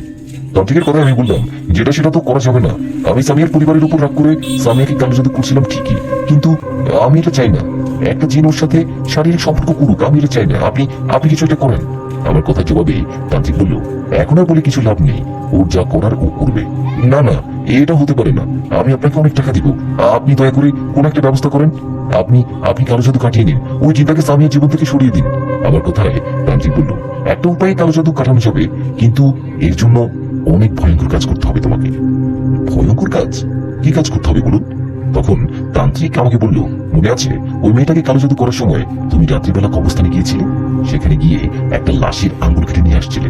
এখন তোমাকে আবারও সেই কবরস্থানে যেতে হবে, আর ওই লাশের কেটে নিয়ে আসা আঙ্গুলটা সেই কবরে রেখে আরেকটা আঙ্গুল কেটে নিয়ে আসতে হবে। মানে প্রথমে যদি ওই লাশটার ডান হাতের আঙ্গুল কেটে নিয়ে আসছো, এবার বাম হাতের আঙ্গুল কেটে নিয়ে আসতে হবে। আরেকটা কথা, এবারের কাজটা তুমি একা না, ওই মেয়েটাকে সাথে নিয়ে করতে হবে। তুমি যে লাশের আঙ্গুলটা কেটে নিয়ে আসছো, এটা তো এখনো আমার কাছে আছে। এই আঙ্গুলটা মেয়েটা কবরে ফেলবে, আর তুমি নতুন করে একটা আঙ্গুল কেটে নিয়ে আসবে। তাদের কথায় আমি অবাক হয়ে বললাম, এটা ছাড়া কি কোনো উপায় নেই? সামিয়া তো আমার সাথে যাবে না, ওকে কিভাবে রাজি করাবো? তখন তান্ত্রিক বলল, এটা ছাড়া কোনো উপায় নেই। তুমি ওকে কিভাবে রাজি করাবা তুমি জানো, যদি পারো আমাকে জানাবো, না পারলে নেই। এভাবে চলবে। সেই জিনটা কিছুদিনের মধ্যে সামিয়াকে পাগল বানিয়ে দেবে, এতে সামিয়া মারাও যেতে পারে। তান্ত্রিকের কথা আমি বললাম, না না, এটা হতে পারে না। আমি সামিয়ার কিছু হতে দিব না। আমি যেভাবে হোক ওকে রাজি করিয়ে আপনার কাছে নিয়ে আসবো। কথাটা বলে বাড়িতে চলে গেলাম। বাড়িতে যাওয়ায় মা বাবা জিজ্ঞেস করলো কোনো সমাধান হলো কিনা। মা বাবার কথায় আমি বললাম, আল্লাহর রহমতে সমাধান হবে, তবে কিছুদিন সময় লাগবে, তোমরা চিন্তা করো না। আমার কথায় বাবা বললো, তুই তান্ত্রিকের কাছে যাওয়ার পর সামিয়ার মা বাবা আমাদের বাড়িতে আসছিল। ওরা এসে তোর আপুকে দেখে আমাদের বললো, ভাই সাহেব, আমি মানছি আমাদের ছেলেটা আপনার মেয়ের সাথে অন্যায় করেছে। আসলে তখন আমাদের বুঝে উচিত ছিল, ওদের ভালোবাসাটা সত্যিকারের ছিল। আমার ছেলে অন্য মেয়েকে বিয়ে করায় আপনার মেয়েটার মাথায় সমস্যা হয়েছে। এই জন্য আমিও আমার পরিবারের সবাই আপনাদের কাছে মাপ চাচ্ছি। আপনারা দয়া করে আমাদের মাফ করে দেন, আর আমার মেয়ে সামিয়ার উপর থেকে কালো জাদু তুলে নেন। ওদের কথায় আমি বলি, ভাই আমরা আপনাদের মাফ করে দিয়েছি, আর আমার ছেলে নিশাত অলরেডি তান্ত্রিকের কাছে গেছে কালো জাদু তুলে নিতে। আপনারা চিন্তা করবেন না। বাবার কথায় আমি বললাম, ভালো করেছো, তোমরা ঘরে যাও, চিন্তা করো না। তান্ত্রিক বলছে একটা ব্যবস্থা করবে। আমার কথায় মা বাবা ওদের ঘরে গেল। এদিকে আমি বিছানায় শুয়ে শুয়ে ভাবছি, সামিয়াকে কিভাবে রাজি করানো যায়। সামিয়া তো কালকে কলেজ আসবে, নিশ্চয়ই দেখি কাল ওর সাথে কথা বলে। কথা মতো পরের দিন সামিয়ার কলেজের বাইরে অপেক্ষা করতে লাগলাম। বেশ কিছুক্ষণ অপেক্ষা করার পর সামিয়া কলেজ থেকে বের হলো। ও বের হয়ে আমাকে দেখে অন্যদিকে হাঁটতে লাগলো। তখন পিছন থেকে আমি বলতে লাগলাম, সামিয়া দাঁড়াও, একটু কথা ছিল, শোনো, জরুরি একটা কথা আছে। এই বলে সামিয়ার সামনে গিয়ে দাঁড়ালাম। তখন সামিয়া বলল, কে আপনি? দেখো সামিয়া, জানি তোমার সাথে অন্যায় করেছি, এই জন্য মাপ চাচ্ছি, আমাকে মাফ করে দাও, আর আমার কথা শোনো। সামিয়া বলে, বিমানের কথা কেন শুনবো, যান এখান থেকে, আমি আপনাকে চিনি না, আর আপনার সাথে কোনো কথা বলতে চাই না, রাস্তা ছাড়ুন। সামিয়ার কথায় আমি বললাম, দেখো তোমার অনেক বিপদ, আমার কথা শোনো, এতে তোমারই ভালো হবে। আমার কথায় সামিয়া বলল, আমার ভালো মন্দ আপনারা তো দেখতে হবে না, চলে যান বলছি। না, যাবো না, তোমার অনেক সমস্যা হবে, ওই জিনটা তোমার অনেক সমস্যা করবে, ক্ষতি করবে। আমার কথায় সামিয়া বলল, কি করে করবে, আমি তো মরতেই চাই, আমার জীবনটা শেষ করে দিয়েছো, আমার কি হয় হবে, ওই জিনটা আমাকে মেরে ফেলবে তো ফেলুক, আমি মরতে চাই। কথাটা বলে সামিয়া চলে যায়। কথাটা বলে সামিয়া চলে যেতে লাগলো, তখন আমি ওর হাতটা টেনে ধরায় ও বলতে লাগলো, ছাড়ো ছাড়ো বলছি। এদিকে তখন কিছু ছেলে পেলে এসে বলতে লাগলো, এই রাস্তার মধ্যে এসব কি, ওর হাত ধরে রাখছো কেন? ওদের কথা আমি বললাম, আমার গার্লফ্রেন্ডও, তাই হাত ধরেছি, আপনারা চলে যান। আমার কথা শেষ হতেই সামিয়া বললো, না মিথ্যা, আমি ওনাকে চিনি না, আমাকে ডিস্টার্ব করছে। সামিয়ার কথা সেই ছেলেগুলো আমাকে মারতে লাগলো। এদিকে তখন সামিয়া বাড়িতে চলে গেল, ছেলেগুলো আমাকে মারতে মারতে আহত করে সেখান থেকে চলে গেল। আমি আহত হয়ে ফিরে গেলাম বাড়িতে। সেদিন রাতের ঘটনা, সামিয়া ওর মায়ের সাথে ঘুমিয়েছিল। হঠাৎ মধ্যরাতে থেকে ওর ঘুম ভেঙে যাওয়ায় ও দেখে ওর রুমে কেউ নেই, আর রুমটাও অচেনা। ওই রুমটা থেকে মনে হচ্ছে এটা পুরনো কোনো বাড়ি। নিজেকে অচেনা এক জায়গায় দেখে সামিয়া চিৎকার করতে লাগলো, আর তখনই সেই রুমের দরজাটা আস্তে করে একাই খুলতে গেল, আর সেখানে চলে আসলো সেই ভয়ঙ্কর চিন্তা। জিনটাকে দেখে সামিয়া চিৎকার করতে লাগলো। এদিকে সেই জিনটা সামিয়ার অনেক কাছে এসে বলল, তাহলে সবকিছু জেনেই গেলি? কালো জাদুর মাধ্যমে আমাকে তোর কাছে পাঠানো হয়েছে, সবকিছু যখন জেনে গেছিস তখন এটাও জেনে রাখ, আমি সাধারণ কোনো জিন না, আমি যা করতে আসছি তা করবো, আমি এত সহজে তোর পিছু ছাড়বো না। কথাটা বলে জিনটা বিকট শব্দে হা করে হাসতে লাগলো। ওর ভয়ঙ্কর বিকট শব্দে সামিয়া বেহুশ হয়ে যায়। সামিয়ার হুঁশ ফেরে ওর মায়ের ডাকে। হুঁশ ফেরায় সামিয়ার মা বলে, সামিয়া কি হয়েছে তোর, তুই ঘুমের মাঝে এরকম করছিস কেন? মায়ের কথা সামিয়া বলে, মা আমাকে ওই জিনটা কোথায় যেন নিয়ে গেছে, একটা পুরনো বাড়িতে। তখন সামিয়ার মা বলল, কই, তুই তো কোথাও যাসনি, এখানেই আমার পাশেই তো শুয়েছিলি, তুই স্বপ্ন দেখেছিস হয়তো। মায়ের কথা সামিয়া বলে, না না, এটা স্বপ্ন হতে পারে না, আমি বাস্তবে দেখেছি, আমি বুঝতে পারছি না ওই জিনটা আমাকে কিভাবে নিয়ে গেল। সামিয়ার কথায় ওর মা বলল, ভয় পাস নাই, ঘুমা, আমি তো আছি তোর পাশে। মায়ের কথায় সামিয়া ওর মাকে জড়িয়ে ধরে ঘুমালো। পরের দিন সকালবেলা সামিয়ার কল পেয়ে ঘুম ভেঙে গেল আমার। ওর ফোন রিসিভ করতে বললো, দেখা করো কোথায় আছে। সামিয়ার কথায় আমি ঠিকানা জেনে ঘুম থেকে উঠে হাত মুখ ধুয়ে নাস্তা করলাম। নাস্তা শেষে সামিয়ার দেওয়ার ঠিকানায় গিয়ে দেখলাম ও বসে আছে সেখানে। ওর কাছে যেতেও বললো, গতকালকে কি বলছিলি যেন, কি করবো? সামিয়ার কথা আমি বললাম যে তান্ত্রিক কালো জাদু করেছে তোমাকে, সেই কিছু কাজ করতে বলেছে তোমাকে। তান্ত্রিক বলছে ওনার মোতাবেক কাজ করলে তোমার উপর থেকে কালো জাদু কেটে যাবে, সুস্থ হয়ে যাবে তুমি। আমার কথার জবাবে সামিয়া বলল, কি করতে বলেছে উনি? ওর কথায় আমি বললাম, শুনে ভয় পেও না যেন, তান্ত্রিক বলেছে রাতের বেলা কবরস্থানে গিয়ে একটা লাশের আঙ্গুল কেটে নিয়ে আসতে হবে। কি? না না বাবা, আমি এসব পারবো না, লাশের আঙ্গুল কাটা তো দূরের কথা, আমি রাতে কবরস্থানের দিকেই যেতে পারবো না। সামিয়ার কথায় তখন আমি বললাম, আরে ভয় কিসের, কিছু হবে না, আমি তো তোমাকে কালো জাদু করতে তান্ত্রিকের কথা মতো একাই গিয়ে লাশের আঙ্গুল কেটে নিয়ে আসছি, এখন সেই আঙ্গুলটা ওই কবরে ফেলে দিয়ে নতুন করে একটা আঙ্গুল কাটাতে হবে। আমার কথা সামিয়া বলল, হায় রে বিমান, আমাকে কালো জাদু করতে না জানি আর কি কি করছিস, এই যে আবার শুরু করলা, আমাকে বকা দেওয়ার জন্য ডাকছো এখানে? যা হবার হয়েছে তো না, তোমাকে বাজাতে সব করেছি, আর আমাকে উল্টো কথা শোনাচ্ছ। ভয় পেও না, আমি তো আছি তাই না, আমরা সন্ধ্যার পর কবরস্থানে গিয়ে লাশের আঙ্গুল কেটে নিয়ে আসবো, শেষ, এতে তোমার উপর থেকে কালো জাদু কেটে যাবে। আমার কথায় সামিয়া এইভাবেই বলল। আমার কাছে একটা অন্যরকম ব্যাপার অনুভূতি হলো। আর কথায় স্বামী একটু চিন্তা করে বলল, আচ্ছা ঠিক আছে, তান্ত্রিককে জিজ্ঞেস করে আসো কখন যেতে হবে। আমি বাড়িতে গেলাম, তুমি তান্ত্রিকের কাছে গিয়ে শোনো, আমাকে ফোনে জানাবে। সামিয়ার কথায় আমি বললাম, ঠিক আছে, তাহলে বাড়িতে যাও, আমি তান্ত্রিকের বাড়িতে যাচ্ছি। আমার কথায় সামিয়া বললে, আর শোনো, সরি, কালকে মানুষকে দিয়ে মাইর খাওয়ানোর জন্য। সামিয়ার কথায় মুচকে একটা হাসি দিয়ে চলে গেলাম তান্ত্রিকের বাড়িতে। সেখানে যাওয়ার পর তান্ত্রিককে বললাম, স্বামী রাজি হয়েছে, এখন বলুন কিভাবে আর কখন যাব। আমার কথা তান্ত্রিক বলল, আজকে সন্ধ্যার পর গেলে হবে, দিনের আলোতে হবে না, রাত হবার সাথে সাথে কবরস্থানে যাবা আর লাশের আঙুল নিয়ে আসবা। একটা কথা মনে রাখবা, পথে অনেক ভয়ঙ্কর ঘটনা ঘটতে পারে, এতে ভয় না পেয়ে তোমরা তোমাদের কাজ করবা। তান্ত্রিকের কথায় আমি রাজি হয়ে চলে গেলাম বাড়িতে। বাড়িতে গিয়ে সামিয়াকে কল দিয়ে বললাম, আজকে রাতে যেতে হবে। আমার কথা সামিয়া বলল, ঠিক আছে, আমি মা বাবাকে বলবো বান্ধবীর বাড়িতে যাচ্ছি, এই বলে সন্ধ্যায় তোমার সাথে দেখা করবো। কথাটা বলেই ফোনটা রেখে দিলেন সামিয়া, আর কথা মতো সন্ধ্যায় দেখা করলো আমার সাথে। দুজনে দেখা হতেই একটু অপেক্ষা করলাম রাতের জন্য। রাত হলো। রাত হওয়ায় আমি সামিয়াকে নিয়ে রওনা করলাম সেই কবরস্থানের দিকে। কবরস্থানের গ্রাম থেকে বেশ দূরে একটা বাহানের ভিতরে। সন্ধ্যার পর ভয়ে ওইদিকে কেউ যায় না। আমিও সামিয়া হাঁটছি, চারিদিকে শুনশান নীরবতা। হঠাৎ আমাদের দুজনের একই সাথে মনে হলো আমাদের পিছন পিছন কেউ আসছে। পিছনে কাউকে ফিল করায় হঠাৎ করে পিছনে ফিরে দেখি কেউ নেই। পিছনে কাউকে না দেখায় সামিয়া বলল, তুমিও কি আমার মতো ফিল করেছো? মনে হচ্ছিল না আমাদের পিছনে কেউ ছিল? সামিয়ার কথা আমি বললাম, হ্যাঁ ফিল তো করেছি, কিন্তু পিছনে তো কেউ নেই, এটা আমাদের মনের ভুল। চলো সামনে দিকে চলো। কথাটা বলে পিছন থেকে সামনে দিকে ঘুরতেই দেখলাম সামনে সাদা কাপড়ে পড়া চুলগুলো এলোমেলো করে একজন দাঁড়িয়ে আছে। ওটা দেখে সামিয়া চিৎকার দিয়ে আমার হাতটা শক্ত করে চেপে ধরলো। সামনে থাকা সাদা কাপড় পরা জিনিসটাকে দেখে আমিও ভয় পাই। ভয় ভয় আমি বলি, কে কে আপনি? আমাদের সামনে রাস্তা আটকালেন কেন? সরে যান বলছি, সরুন। আমার কথার সামনে থাকা ওই জিনিসটা হাসতে হাসতে বলে, সরবো না, এটা আমার জায়গা, আমি এখানে থাকি, এটা আমার বাড়ি, সরবো না। ওনার কথায় এতক্ষণে বুঝতে পারলাম ওনার মাথায় সমস্যা, উনি একজন পাগলি। উনি পাগলি এটা বুঝতে পারায় সবাইকে বললাম, এই ভয় পেও না, উনি একটা পাগলি, কোনো জিন ভূত না, পাগলি ওটা, চলে আসো আমার সাথে চলো। কথাটা বলে সামিয়া আর আমি সামনের দিকে হাঁটতে লাগলাম। তখন পিছন থেকে সেই পাগলিটা বললো, সামনে যাবি না, ফিরে যা, সামনে অনেক বিপদ, ফিরে যা বলছি। পাগলির কথা সামিয়াকে বললাম, আরে ওর কথা কান দিও না, পাগলি মানুষ কি নাকি কি বলে। আমার কথা সামিয়া পিছনে তাকিয়ে বললো, নিশাদ পিছনে তাকাও, দেখো পাখিটা কোথাও নেই। সামিয়ার কথায় পিছনে তাকিয়ে দেখলাম আসলে পাখিটা নেই। ওকে না দেখে আমি বললাম, আরে কোথাও চলে গেছে হয়তো। আমার কথায় জবাবে সামিয়া বলল, এত তাড়াতাড়ি কিভাবে চলে যাওয়া সম্ভব? না, এটা হতে পারে না, এটা কোনো পাখি ছিল না নিশাদ। নিশাদ আমার কেমন জানি ভয় করছে, চলো বাড়িতে ফিরে যাই। সামিয়ার কথায় ওকে বললাম, কি বলো, মাঝ রাস্তায় এসে ফিরে যাবো? না, এটা হতে পারে না, তুমি আমার সাথে চলো, ভুল করেও আর পিছনে ঘুরে তাকাবে না। তান্ত্রিক বলল, এরকম ছোটখাটো অনেক ঘটনা ঘটছে। কথাটা বলে সামিয়ার হাতটা ধরে সামনের দিকে হাঁটতে থাকি। এদিকে প্রতিনিয়ত মনে হচ্ছিল আমাদের পিছন পিছন কেউ হাঁটছে। আমরা পিছনে কাউকে ফিল করছিলাম, কিন্তু পিছনে না তাকিয়ে সামনের দিকে হাঁটতে থাকি। হাঁটতে হাঁটতে একসময় পৌঁছে যাই সেই কবরস্থানে। সেখানে যাওয়ার পর সামিয়া ভয়ে আমার হাত ছাড়ছে না। সামিয়াকে ভয় পেতে দেখে আমি বললাম, আরে ভয় পেও না, তুমি চুপ করে দাঁড়িয়ে থাকো, এখানে আমি কবর থেকে মাটি সরাই। আমার কথা সামিয়া চুপ করে দাঁড়িয়ে রইল। আমি তখন কবর থেকে মাটি সরিয়ে কবরটা ফাঁকা করে সামিয়াকে বললাম, এই সামিয়া, এই লাশের আঙ্গুল যেটা কেটে নিয়ে গিয়েছিলাম, এই যে নাও, এটা কবরে ফেলো, তারপর আমি নতুন করে একটা আঙ্গুল কেটে নিই। আমার কথা সামিয়া সেই কাটা আঙ্গুলটা কবরে ফেলবে এমন একটা সময় কবরে থাকা লাশটা কেমন জানি নড়াচড়া করে উঠলো আর চারিদিকে ঝড় বাতাস বইতে শুরু করলো। এরকম দৃশ্য দেখে দুজনে পাশাপাশি দাঁড়ালাম ভয়।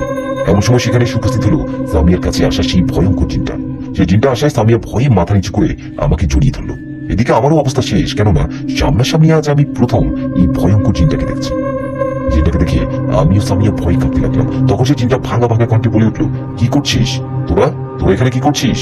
সেই জিনের কথায় আমি তোতলাতে তোতলাতে বললাম, এই লাশের আঙ্গুল কাটতে আসছি, এটা নিয়ে তান্ত্রিককে দিলে সামিয়ার উপর থেকে কালো সাথে কেটে যাবে। আপনি আপনি আমাদের কিছু করতে পারবেন না, আমরা তো আপনার কোনো ক্ষতি করিনি, দয়া করে আমাদের যেতে দিন। আমার কথায় সেই জিনটা আমাদের অবাক করা একটা কথা বললো। সেই জিনটা বললো, বোকার দল, এই লাশের আঙ্গুল কেটে তান্ত্রিককে দিলে কি আমি এই মেয়েটাকে ছেড়ে যাবো ভাবছিস? আমি কারো কথা শুনতে বাধ্য নই। সেই তান্ত্রিক আমাকে পাঠিয়েছিল সামিয়া নামে এই মেয়েটার কাছে। ওনার কথা আমি মেয়েটার কাছে আসি আর আমার মতো কাজ করতে থাকি, কিন্তু দুদিন ধরে সেই তান্ত্রিক আমাকে বলছে আমি যেন ওই মেয়েটার জীবন থেকে চলে যাই। কিন্তু আমি তো যাবো না, আমি যা করতে আসি তা করেই যাই। আমি মেয়েটাকে পাগল করতে ওর প্রেমে পড়ে যাই, ভালো লেগে যায় ওকে, সেই জন্য ওর সাথে শারীরিক সম্পর্ক করতে থাকি। আমি তান্ত্রিকের কথা না শোনায় তান্ত্রিক একটা বুদ্ধি করে। তান্ত্রিক তোদের বলে এই লাশের আঙ্গুল কেটে নিয়ে যেতে, এতে কালো জাদু উঠে যাবে, কিন্তু না, এটা সত্যি না। সত্যিটা হলো এই লাশের আঙ্গুলো কিছু জিনিস দিয়ে সেই তান্ত্রিক আমাকে তার বশ করবে, আমাকে বন্দি করে ওর গোলাম বানিয়ে রাখবে। কিন্তু ও তো জানে না আমি কি। আমি তান্ত্রিকের চালাকি বুঝতে পারি আর সাথে সাথে তান্ত্রিককে মেরে ফেলি, ভয়ঙ্কর ভাবে মেরে ফেলছি তান্ত্রিককে। সেই জিনের কথায় মাথাটা ঘুরে গেল। বাবাকে বললাম, কি তান্ত্রিক মারা গেছে, ওকে মেরে ফেলছেন, তাহলে এখন সামিয়ার কি হবে? আমার কথা সেই জিন বললো, আমি যা চাইবো তাই হবে। আমাকে কোনোভাবেই এই মেয়ের কাছ থেকে কেউ ছাড়াতে পারবে না। জীবন বাঁচাতে চাইলে এখান থেকে পালা, মেরে দুজনকে এখানেই মেরে ফেলবো। সেই জিনের কথায় আমি ও সামিয়া দুজনে চিৎকার দিয়ে একটা দৌড় দিলাম। আমরা দৌড়ে চলে যাই তান্ত্রিকের বাড়িতে। সেখানে যাওয়া দেখলাম সত্যি সেই জিন তান্ত্রিককে মেরে ফেলেছে। তান্ত্রিকের লাশ দেখে আমি ও সামিয়া সেখান থেকে বাড়ি থেকে আসতে লাগলাম। বাড়ির দিকে আসার সময় সামিয়া আমাকে বললো, আমাকে একা রেখে যেও না, আমাকে বাড়িতে রেখে এসো, তারপর তুমি বাড়িতে যাও। সামিয়ার কথায় আমি ওকে ওর বাড়ি থেকে রওনা দিচ্ছিলাম ওকে নিয়ে। তখন সামিয়া আমাকে বললো, এখন কি হবে, তান্ত্রিক তো মারা গেল। সে চিন্তা বলছে আমাকে নাকি পছন্দ করে, আমাকে ছেড়ে যাবে না, এখন আমি কি করবো? সামিয়ার কথায় বললাম, তুমি কোনো চিন্তা করো না, আমি একজন কবিরাজের কথা জানি, ওই কবিরাজও অনেক কিছু জানে, তাহলে আমি তোমাকে নিয়ে ওনার কাছে যাবো, উনি নিশ্চয়ই কোনো না কোনো উপায় বলবে। কথাটা বলে সামিয়াকে ওর বাড়িতে রেখে আমি আমার বাড়ি থেকে যেতে থাকি। আমি আমার বাড়ির কাছাকাছি যাবো, এমন একটা সময় সেই ভয়ঙ্কর চিন্তা আমার সামনে এসে হাজির।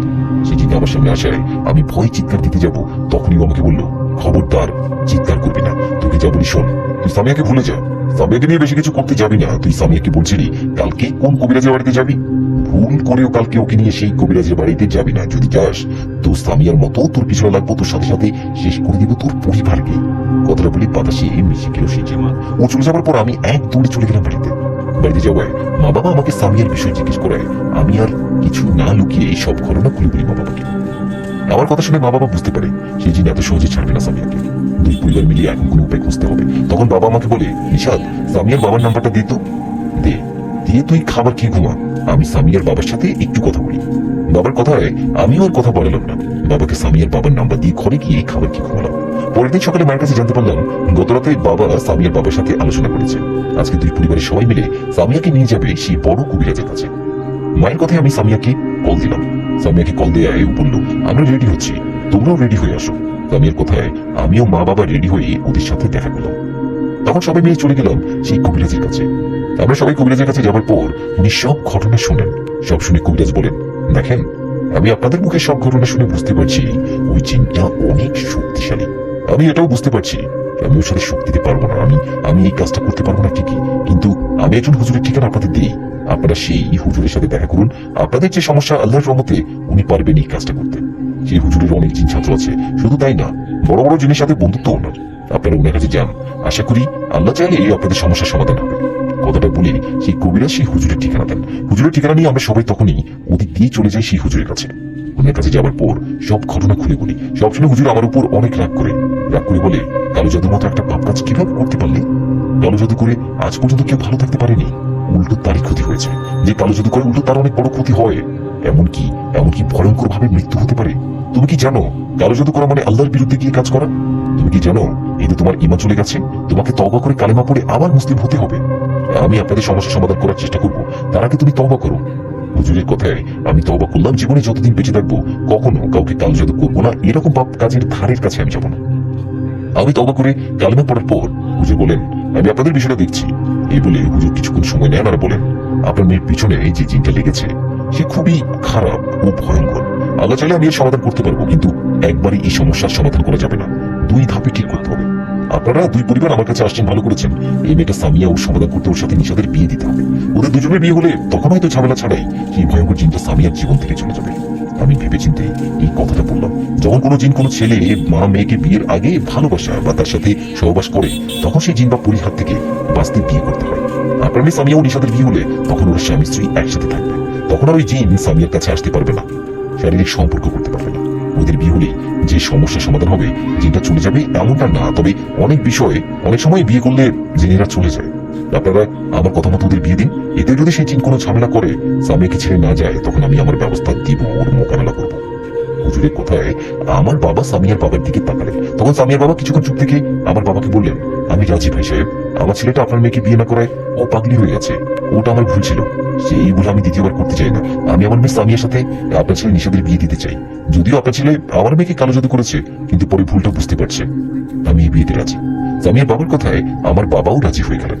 তখন হুজুর বললেন, দুই পরিবারই যেহেতু রাজি, তাহলে আর দেরি না করে আজকে রাতেই এদের দুজনের বিয়ে দিবেন। অনুষ্ঠান করতে হলে পরে অন্য সময় করবেন, কিন্তু বিয়ে আজকেই দিবেন।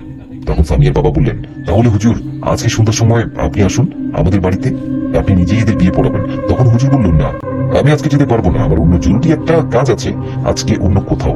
আপনারা আপনাদের মসজিদের ইমামকে দিয়ে বিয়েটা পড়িয়ে নেন আর আমার নাম্বার নিয়ে যান, কোনো সমস্যা হলে আমাকে জানাবেন, কেমন? হুজুরের কথায় আমরা সবাই চলে গেলাম বাড়িতে গিয়ে বিয়ের প্রস্তুতি নিলাম। সামিয়া ও আমি একে অপরকে ভালোবাসি। হ্যাঁ, হয়তো আমি শুরুতে ওর সাথে প্রেমের অভিনয় করেছি, কিন্তু পরে ঠিকই ওকে মন থেকে ভালোবেসেছি। দুজনে বিয়ে করতাম, কিন্তু এভাবে হঠাৎ বিয়ে করতে হবে ভাবিনি। যাই হোক, কথা মতো সেদিন সন্ধ্যাবেলা আমি মা বাবাও 2-1 কাছের মানুষদের নিয়ে চলে গেলাম সামিয়ার বাড়িতে। ওরাও সাধারণভাবে বিয়ের আয়োজন করছে। হঠাৎ করে বিয়ে ঠিক হলেও বুঝতে পারছেন, আমরা ওখানে যাবার পর সন্ধ্যা হবার আগে আমারও সামিয়ার বিয়ে হয়ে যায়। বিয়ের সময় দুই পরিবারই অনেক ভয় ছিলাম, কি জানি সে চিন্তা এসে বাধা দেয় কিনা, কিন্তু না, ও আসেনি। বিয়ে শেষে খাওয়া দাওয়া করতে করতে সন্ধ্যা হয়ে যায়। সন্ধ্যা হওয়ার হঠাৎ সেখানে সেই হুজুর আসে। হুজুরকে দেখে সামিয়ার বাবা বলেন, হুজুর সাহেব আপনি না বললেন আসতে পারবেন না, আপনার নাকি অন্য কোথাও কাজ আছে? ওনার কথায় হুজুর বলল, কাজ শেষ করেই আসলাম, একটা জরুরি কাজ আছে। এই জিনটা সামিয়ার অনেক বড় ক্ষতি করবে, ও ক্ষতি করার আগে আমি কিছু বিশেষ আমল করে ওর শরীর বন্ধ করে দেই, এতে ওর সমস্যা হবে না।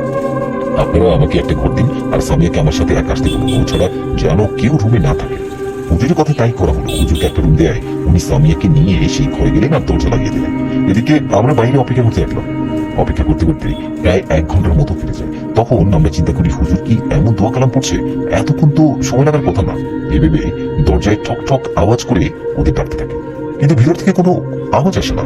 ভিতর থেকে কোনো আওয়াজ না আসায় হুজুরকে নাম্বারে কল দিলাম, যেন ঘরের ভিতরের ফোনের রিং বাজলি বোঝা যায়। আমি হুজুরকে কল দেয়, উনি আমাদের সবাইকে অবাক করে দিয়ে কল রিসিভ করে। উনি কল রিসিভ করায় আমি সালাম দিয়ে বলি, হুজুর আর কতক্ষণ দোয়া পড়বেন, ঘর থেকে বের হন। আমার কথায় হুজুর বলল, কিসের ঘর? আমি তো ঘরে না, আমি তো বাজারে। আপনাদের বললাম না আমি একটা কাজে যাব, আমি তো আপনাদের বাড়িতে যাইনি। হুজুরের কথায় আমাদের আর বুঝতে বাকি রইল না কি ঘটনা ঘটেছে। সেই ভয়ঙ্কর চিন্তা মনে হয় হুজুরের রূপ নিয়ে আসছে। এই কথাটা ভেবে সবাই দৌড়ে গিয়ে ঘরের দরজা ভেঙে দেখলাম সেখানে কেউ নেই। সামিয়া কোথায় গেল? এই ঘর থেকে তো কোনো দিক দিয়ে বেরোতে পারবে না। সামিয়াকে ঘরে না দেখে আমরা সবাই বুঝতে পারি সামিয়াকে সেই জিনটা নিয়ে গেছে। এদিকে সামিয়াকে ঘরে না দেখে যে যেদিকে পারছি ওকে ডাকছি আর খুঁজছে, কিন্তু কোথাও সামিয়ার দেখা নেই। ওকে না পেয়ে ওর মা কান্না করতে লাগলো। ওনার কান্না থামিয়ে আমি আবারও হুজুরকে ফোন দিলাম। হুজুরকে ফোন দিয়ে সবকিছু ওনাকে খুলে বলে হুজুর বলল, সামিয়াকে বাড়িতে খুঁজে আর লাভ নেই, ওকে সেই জিনটা নিয়ে গেছে। আপনারা একটু অপেক্ষা করুন, আমি আসছি আপনাদের বাড়িতে। হুজুরের কথা আমি ফোনটা রেখে সবাই মিলে হুজুরের জন্য অপেক্ষা করতে লাগলাম। আমরা অপেক্ষা করার প্রায় 1 ঘন্টা পর হুজুর আসে। উনি আসায় সামিয়ার বাবা সালাম দিয়ে বলেন, সর্বনাশ হয়ে গেছে হুজুর, আমার মেয়েটা নাই। ওই জিনটা আমার মেয়েটাকে নিয়ে গেছে। আপনি কিছু একটা করুন, আমার মেয়েটাকে বাঁচান হুজুর, আমার মেয়েটাকে বাঁচান। সামিয়ার বাবার কথায় সামিয়ার মাও কান্না করতে লাগলো। ওনার কান্নাও আমাদের সবার অনুরোধ দেখে হুজুর বললেন, আপনারা দয়া করে শান্ত হন, এখন কান্না করিয়েন না। সেই জিন সবার মাঝে মায়াজাল সৃষ্টি করে আমার রূপ নিয়ে এসে সামিয়াকে নিয়ে গেছে। আমি আপনাদের বাড়িতে আসার সময় আমার ছাত্র জিনদের দিয়ে খোঁজ নিয়েছি। আপনাদের মেয়ে সামিয়া জিন রাজ্যে আছে, সেই জিনটা ওকে তার রাজ্যে নিয়ে গেছে, তবে ভালো আছে। ওকে যে নিয়ে গেছে মেরে ফেলছে বিষয়টা এমন না, ওকে ধরে নিয়ে গিয়ে বন্দি করে এনেছে। হুজুরের কথা আমি বললাম, তাহলে এখন উপায় কি হুজুর? সামিয়ার সাথে আমার বিয়ে হয়েছে, এখনো আমার স্ত্রী। আপনি বলছিলেন আমাদের বিয়ে হলে সেই জিনটা ওকে ছেড়ে যেতে পারে, কিন্তু তা তো করলো না। উল্টো বিয়ে হবার পর ও সামিয়াকে সেই জিনটা নিয়ে গেল। আমার কথা জবাবে হুজুর বললেন, আমিও তাই ভাবছি, সেই জিনটা এরকম একটা কাজ কেন করলো? এর পিছনে অন্য রহস্য থাকতে পারে। আমি অন্য রহস্য আছে কিনা এটার জন্য গভীরভাবে খোঁজ দিতে আমার বন্ধু জিনকে পাঠিয়েছি। আমার বন্ধু একজন বয়স্ক তথ্য সংগ্রহকারী জিন, উনি খোঁজ নিতে চলে গেছে, কিছুক্ষণের মধ্যে চলে আসবে। হুজুরের কথায় আমরা সবাই ওনার বন্ধু জিন আসার অপেক্ষা করতে লাগলাম। হুজুরের কথা মতো কিছুক্ষণ পর ওনার বন্ধু জিন এসে ওনাকে ইশারা করায় হুজুর আমাদের সবাইকে বললেন, আপনারা সবাই এখানে একটু অপেক্ষা করুন, আমি ঘরের ভিতরে যাচ্ছি। আমি না ডাকা পর্যন্ত কেউ ঘরে আসবেন না। কথাটা বলে হুজুর ঘরে গেলেন, আর প্রায় 10-15 মিনিট পর হুজুর সবাইকে ডাকলেন। হুজুরের ডাকে আমরা সবাই ঘরে যাওয়ায় হুজুর এক অবাক করা ঘটনা বললেন, যা শুনে আমরা সবাই চমকে উঠলাম। হুজুর বললেন, আমি যে সন্দেহ করছিলাম সেটাই হলো। আমি সন্দেহ করেছিলাম এখানে অন্য কোনো কাহিনী আছে। আপনারা সবাই প্রথমবার আমার কাছে যাওয়ার পর আমাকে বলেছিলেন রাগের বর্ষে সামিয়াকে কালো জাদু করা হয়েছে। আমি আপনাদের কথা শুনে সামিয়াকে আসলে কালো জাদু করা হয়েছে কিনা সেটা খোঁজ নেই, আর বুঝতে পারি হ্যাঁ, নিশাদ একজন তান্ত্রিককে দিয়ে সামিয়ার উপর কালো জাদু করে সেই জিনটাকে পাঠিয়েছে, তাই না? এতদিন ধরে এটাই তো জেনে আসছেন সবাই। কিন্তু একটা অবাক করার কথা জেনে রাখুন, নিশাদের কালো জাদু করায় সামিয়ার কাছে যেই জিনটা আসেনি, সেই জিন আসছে সামিয়ার উপর প্রতিশোধ দিতে। সেই জিনের শত্রু হলো সামিয়া। কি হুজুর কি বলছেন এসব? সামিয়া সেই জিনের শত্রু মানে কি? আপনি কি সত্যি বলছেন? তখন হুজুর বললেন, হ্যাঁ সব সত্যি। হুজুরের কথায় সবার মতো আমি যেন আকাশ থেকে পড়ি। আমি ভেবেছিলাম আমি ওকে কালো জাদু করায় সেই জিন সামিয়ার কাছে আসছে, কিন্তু না। সেই সামিয়ার কাছে আসছে, কিন্তু না, সেই জিনের শত্রু সামিয়া, তাই ওর কাছে আসছে। কিন্তু সামিয়া সেই জিনের শত্রু হলো কিভাবে, এটা জানতে হুজুরকে জিজ্ঞেস করলাম। হুজুর আপনি যে বলেছেন তাকে সত্যি?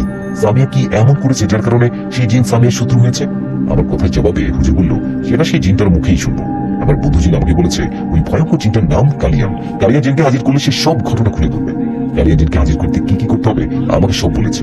এখন আপনারা আমাকে একটু জায়গা করে দিন, আমার সামনে থেকে সরে আপনারা পিছনে আসুন আর শুনুন, আমি কালিয়ান জিনকে হাজির করব। ওর রূপ তো ভয়ঙ্কর, ওকে দেখে কেউ ভয় পেলে এখনই অন্য ঘরে চলে যান। ওকে দেখে কেউ ভয় পাবেন না, চিৎকার করবেন না, শুধু ও কি বলে এটা শুনবেন। হুজুরের কথায় আমরা সবাই সম্মতি দেয় হুজুর ঘরের লাইট অফ করে ওনার কাজ শুরু করেন। হুজুর ওনার মতো করে সেই জিনকে ডাকায় বেশ কিছুক্ষণ পর ওর ভয়ঙ্কর রূপ নিয়ে সেখানে হাজির হয়। জিনটা এসে হুজুরকে বলে, কি হুজুর আমাকে বিরক্ত করছেন কেন? তখন হুজুর বলেন, ঝামেলা করলে বিরক্ত করবো না তো কি করবো? এদের মেয়ে সামিয়া কোথায়? হুজুরের কথায় সেই জিন বলল, সামিয়া আমার কাছে। তখন হুজুর বলল, সামিয়ার অপরাধ কি ছিল যার জন্য তুই ওর কাছে আসছিস? হুজুর কথা তখন জিনটা বলল, কালো জাদু করার জন্য আসছি, আমাকে তান্ত্রিক কালো জাদু করে পাঠিয়েছে। তখন হুজুর বলল, অভিনয় না করে সবটা খুলে বল, আমি সবটা জেনে গেছি। হুজুরের কথা সেই জিন বিকট শব্দে হাহা করে হাসতে হাসতে বলল, হুজুর তুই তো অনেক চালাক, আমার বিষয়টা তাহলে বুঝতে পারছিস। সবই যখন জেনে গেছিস তাহলে শোন, তোদের সব ঘটনা খুলে বলি। কথাটা বলে সেই জিন বলতে শুরু করে, জিনটা বলে, আমি একজন শক্তিশালী জিন, আমি শয়তানকে অনুসরণ করি। আমার অনুগত অনেক জিন আছে যারা আমাকে ওদের গুরু মানে সম্মান করে। আমি এসব মানুষের সাথে মাঝে আসা, ওদের ধরা বা বিরক্ত করা এসব সময় ছিল না আমার কখনো। একদিন আমিও আমার স্ত্রী আমাদের জিনের মধ্যে একজন আত্মীয় বিয়েতে যাই। সেই বিয়ে শেষে আমিও আমার স্ত্রী আবার আমাদের রাজ্যে ফিরে আসার সময় আমার স্ত্রী আমাকে বলে মানুষদের দুনিয়া ঘুরে দেখবে। ওর ইচ্ছে পূরণ করতে ওকে নিয়ে তোমাদের মানুষদের দুনিয়া ঘুরতে থাকি। আমরা ঘুরতে ঘুরতে সেদিন সন্ধ্যা হবার আগে আমিও আমার স্ত্রী সাপের রূপ নিয়ে চলতে থাকি একটা আম বাগানে। সেই আম বাগানটা ছিল অনেক বড়, আর সন্ধ্যার দিকে সেখানে কোনো মানুষ তেমন যায় না। তাই আমিও আমার স্ত্রী সাপ রূপে সেদিকে চলছিলাম। আমার স্ত্রীও আমি সাপ রূপে চলার সময় হঠাৎ করে দুটো মেয়ে আমাদের সামনে চলে আসে। আপনি তো জানেন আমরা জিনেরা কোনো পশু প্রাণী রূপে থাকা অবস্থায় কোনো মানুষ সামনে আসলে তাদের সামনে আর আমাদের আসল রূপ নিতে পারি না বা বাতাসে মিশে যেতে পারি না। মেয়ে দুটোর সামনে আসায় আমরা রূপ পরিবর্তন করতে না পেরে আমি আমার স্ত্রী ফোনা তুলি। আমরা ফোনা তুলি যেন ওরা আমাদের দেখে ভয় পেয়ে পালিয়ে যায়, কিন্তু তখন সেটা হয় না। আমরা ফোনা তুলে ভয় দেখালে দুটো মেয়ের মধ্যে একটি মেয়ে ভয়ে সেখানে জ্ঞান হারিয়ে ফেলে।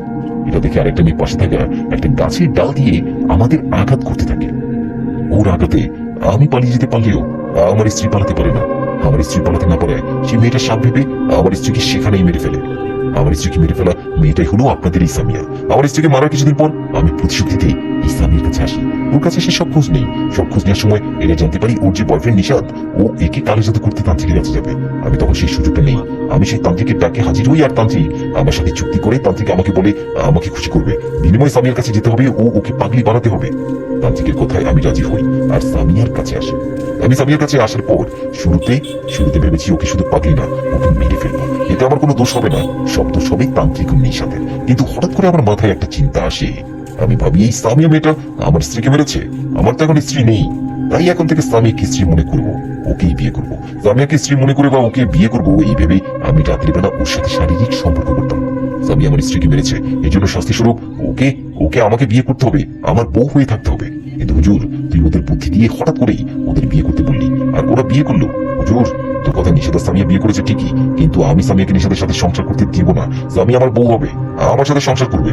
আমি সামিয়াকে আমার রাজ্যে বন্দি করে রাখছি, ওকে আমি ছাড়বো না। সেই জিনিস কথায় আমরা সবাই অনেক অবাক হই। তাহলে ভিতর ভিতরে এরকম একটা ঘটনা ঘটছে।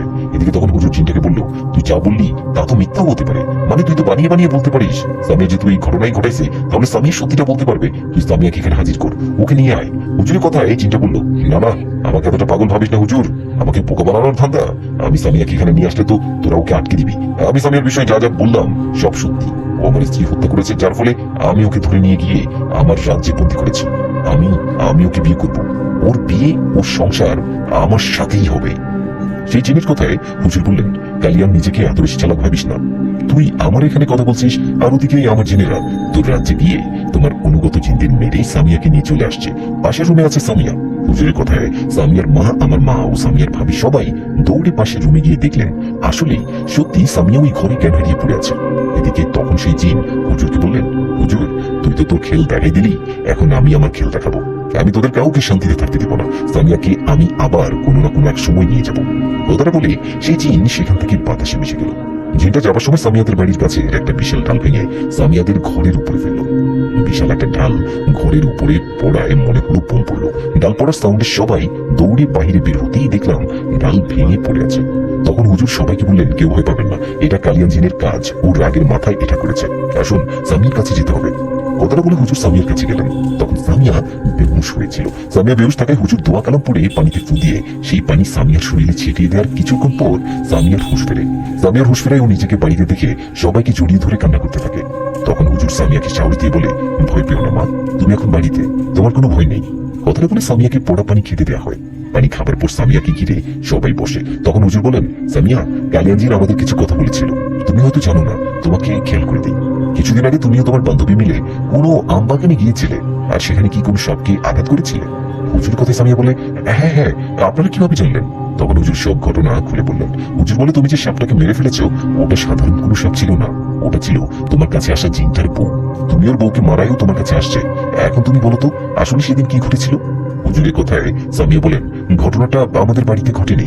আমি আমার বান্ধবীর ভাইয়ের বিয়ে উপলক্ষে ওদের বাড়িতে যাই। তো বান্ধবীর বাড়িতে যাওয়ার পর সেখানে অনেক মজা করি, ঘোরাঘুরি করি। যেদিন আমার বান্ধবীর ভাইয়ের বিয়ে হবে তার আগের বিকেলে আমার বান্ধবী বলে, চল আমরা আমবাগানে ঘুরতে যাই।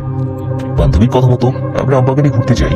আমবাগানটা অনেক বড় ছিল, ওখানে ঘুরতে ঘুরতে কখন যে সন্ধ্যা হয়ে আসছিল বুঝতেই পারিনি। সন্ধ্যা হয়ে আসায় আমরা সেই আমবাগান থেকে বাড়িতে আসার পথে দুটো কালো সাপকে দেখতে পারি। সাপ দুটো সাধারণ সাপের থেকে বড় ছিল। সাপ দুটো আমাদের সামনে রাস্তায় দাঁড়িয়েছিল। আমরা বাড়িতে আসতে পারছিলাম না। এমন অবস্থায় দুটো সাপ আমাদের ফোনা তুলে ভয় দেখাতে থাকে, আর একটি সাপ সামনে এগিয়ে আসতে থাকে। এটা দেখে আমার বান্ধবী সেখানে জ্ঞান হারায়। ওদিকে সাপটি সামনে দিকে এগিয়ে আসায় আমি ভয়ে একটা গাছের ডাল দিয়ে সেই সাপটিকে আঘাত করি, আর ওটা মারা যায়। আমি তো ইচ্ছে করে ওকে মারিনি, আমি ওকে না মারলে ও এসে আমাদের কামড় দিত। একটা সাপকে মারায় আর একটা সাপ পালিয়ে যায় সেখান থেকে। সাপটা চলে যাওয়ায় আমি আমার বান্ধবীর বাড়ি থেকে খুবই চিৎকার করি। আমার চিৎকারে সবাই এসে আমার বান্ধবীকে ধরাধরি করে বাড়িতে নিয়ে যায়। বাড়িতে যাওয়ার পর ওর জ্ঞান ফিরে। পরে এই বিষয়টা কেউ গুরুত্ব দেয় না, সবাই ভাবে ওটা নর্মাল সাপ ছিল। সবার মতো আমিও তাই ভেবেছিলাম। এতদিন তো এসব কিছু জানতাম না, কিন্তু আজ এতদিন পর আপনার কাছে জানতে পারলাম। হুজুর, আমি সত্যি জানতাম না ওটা সাপরূপে জিন ছিল। সামিয়ার কথায় তখন হুজুর বললেন, তুমি চিন্তা করো না মা, তোমার জায়গায় অন্য কি হলে তাই করতো, সাপটাকে মারতো, এখানে তোমার কোনো দোষ নেই। তখন আমার বাবা হুজুরকে বলেন, হুজুর এখন কি হবে? আমার ছেলের সাথে তো সামিয়ার বিয়ে হলো, এখন ওদের কি হবে? সামিয়া কোথায় থাকবে? বাবার কথা জবাবে হুজুর বললেন, সামিয়া আপনাদের বাড়িতে থাকবে। আপনার ছেলের সাথে বিয়ে হয়েছে না, তাহলে ওরা একসাথে থাকবে, ওদের আর আলাদা করে যাবে না। আমি সামিয়ার শরীর সহ দুজনের বাড়িটা বন্ধ করে দিব, আর সবাইকে কিছু আমল শিখিয়ে দিব, এগুলো আমল করবেন। মনে রাখবেন, সেই জিনটা কিন্তু সাধারণ জিন না, ওর শক্তি অনেক। ও সবসময় চাইবে সামিয়াকে নিয়ে যেতে। তবে এটাও জেনে রাখুন, আমি এত সহজে সামিয়াকে নিয়ে যেতে দিব না। আমি আর একবার ওই জিনটাকে হাতে পেলে বন্দি করে ফেলবো। কথাটা বলে হুজুর ওনার মতো কাজ করে আমাকে বলে সামিয়াকে নিয়ে বাড়িতে যেতে। হুজুরের কথা মতো মা বাবা সহ আমি সামিয়াকে নিয়ে আমার বাড়িতে চলে যাই। আমরা বাড়িতে যাওয়ায় হুজুরও সামিয়াদের বাড়ি থেকে তার বাড়ির দিকে যেতে থাকে। তখন অনেক রাত হয়ে গিয়েছিল। হুজুর বাড়ি যাওয়ার সময় সেই কালিয়া যেটা হুজুরকে অদৃশ্যভাবে বলে, হুজুর তুই মিছিমিছি আমার সাথে ঝামেলা জড়ালি, তুই কি আমার বিষয় জানিস না? জানিস না আমি তোকে সহ তোর সাথে থাকা জিনদের কি করতে পারি? তোকে আমি শান্তিতে থাকতে দিব না। সেই জিনের কথাই হুজুর বলেন, দুনিয়ার সমস্ত শক্তি তো আর তোর কাছে নেই, তাই না? আমাদের কাছেও তো শক্তি আছে। আমাকে ভয় না দেখিয়ে চলে যা, চলে যা এখান থেকে। আর শোন, সামিয়ার জীবন থেকে চলে যা। সামিয়া ইচ্ছে করে তোর স্ত্রীকে আঘাত করেনি, আঘাত করে মারেনি, এটা তুই ভালো করে জানিস। জেনে শুনে একটা মেয়ে জীবনটা এভাবে শেষ করে দিচ্ছিস কেন? হুজুরের কথায় ও বলে, আমি কি করবো না করবো তোর কাছ থেকে শুনতে হবে না হুজুর। কথাটা বলে বিকট একটা শব্দে হেসে সেখান থেকে চলে গেল জিনটা। এদিকে আমি সামিয়াকে আমার বাড়িতে নিয়ে আসছি। বাড়িতে আসার পর রাতের বেলায় মা রান্না করলেন। রান্না শেষে সবাই খাবার খেল। খাবার শেষে আমিও সামিয়া ঘরে গিয়ে শুয়ে পড়ার সাথে সাথে শুরু হলো সেই জিনটার অত্যাচার। সেই জিনটা প্রতিনিয়ত পাথর দিয়ে আমাদের ঘরে টিনে চালে ঢিল মারত। ঢিল মারতে লাগলো সে। ও ঢিল মারায় আমিও বাবার লাইট হাতে বাইরে বেরোতে দেখি কিছু নেই। মানে পাথর দিয়ে চালের মধ্যে ঢিল মারলে সেটা মাটিতে পড়বে না, কিন্তু আমি ওরকম কিছুই দেখতে পাচ্ছিলাম না। যখন লাইট হাতে বাইরে আসি তখন সবকিছু স্বাভাবিক হয়ে যায়। সবকিছু স্বাভাবিক দেখে যখন আবার ঘরে গিয়ে শুয়ে পড়ি তখন আবারও সেই চিন্তা ঢিল ছুটতে থাকে। শুধু তাই নয়, ঘরের বাইরে ভয়ঙ্কর ভাবে কান্না করে, কখনো বা হাসতে থাকে। এরকম অবস্থায় মা বাবা আমার দরজার সামনে এসে আমাকে ডাকায়। আমি উঠে গিয়ে দরজা খুলে দিই। তখন মা বলে, নিশাদ তুই অন্য ঘরে গিয়ে ঘুমা, সামিয়ার সাথে আমি ঘুমাচ্ছি। তুই ওর সাথে থাকলে সেই জিনটা এভাবে অত্যাচার করবে। মায়ের কথায় আমি কিছু না বলে সামিয়ার দিকে তাকালাম। সামিয়ার দিকে তাকিয়ে বললাম, ভয় পেও না মা, মা তো আছেই, তাই না? দেখি এতে কাজ হয় কিনা। যদি এতেও সেই জিনটা ভয় দেখায়, অত্যাচার করে, তো আমি আবার উঠে আসবো। কথাটা বলে আমি অন্য রুমে গিয়ে ঘুমিয়ে পড়ি। এদিকে সামিয়া ঘুমায় মায়ের সাথে। আমি অন্য ঘরে যাওয়ায় সেই জিনটার সমস্যা করে না, সবকিছু স্বাভাবিক থাকে। রাতে তেমন সমস্যা হয়নি, শুধু আমিও সামিয়া স্বপ্নের মতো ওই জিনটাকে দেখেছি। পরের দিন সকালে ঘুম থেকে উঠে আমার ঘরে সামিয়ার কাছে গেলাম। আমার ঘরে গিয়ে দেখি সামিয়া নেই। ওকে না দেখে মা বাবার ঘরে দেখলাম, সেখানেও নেই। কোনো ঘরে না দেখে রান্নাঘরে গিয়ে দেখি ওখানেও নেই। ওখানে শুধু মা একা। সামিয়াকে কোথাও দেখতে না পেরে মা বাবাকে ডাকি আর বলি, মা বাবা সামিয়া কোথায়? সামিয়া তো ঘরে নেই, ওকে কোথাও পাওয়া যাচ্ছে না। সামিয়াকে কোথাও না পেয়ে চিৎকার করে ওকে ডাকতেও ঘর থেকে বেরিয়ে এসে বললো, এই চিৎকার করছো কেন? আমি তো বাথরুমে ছিলাম। ও তুমি বাথরুমে ছিলা?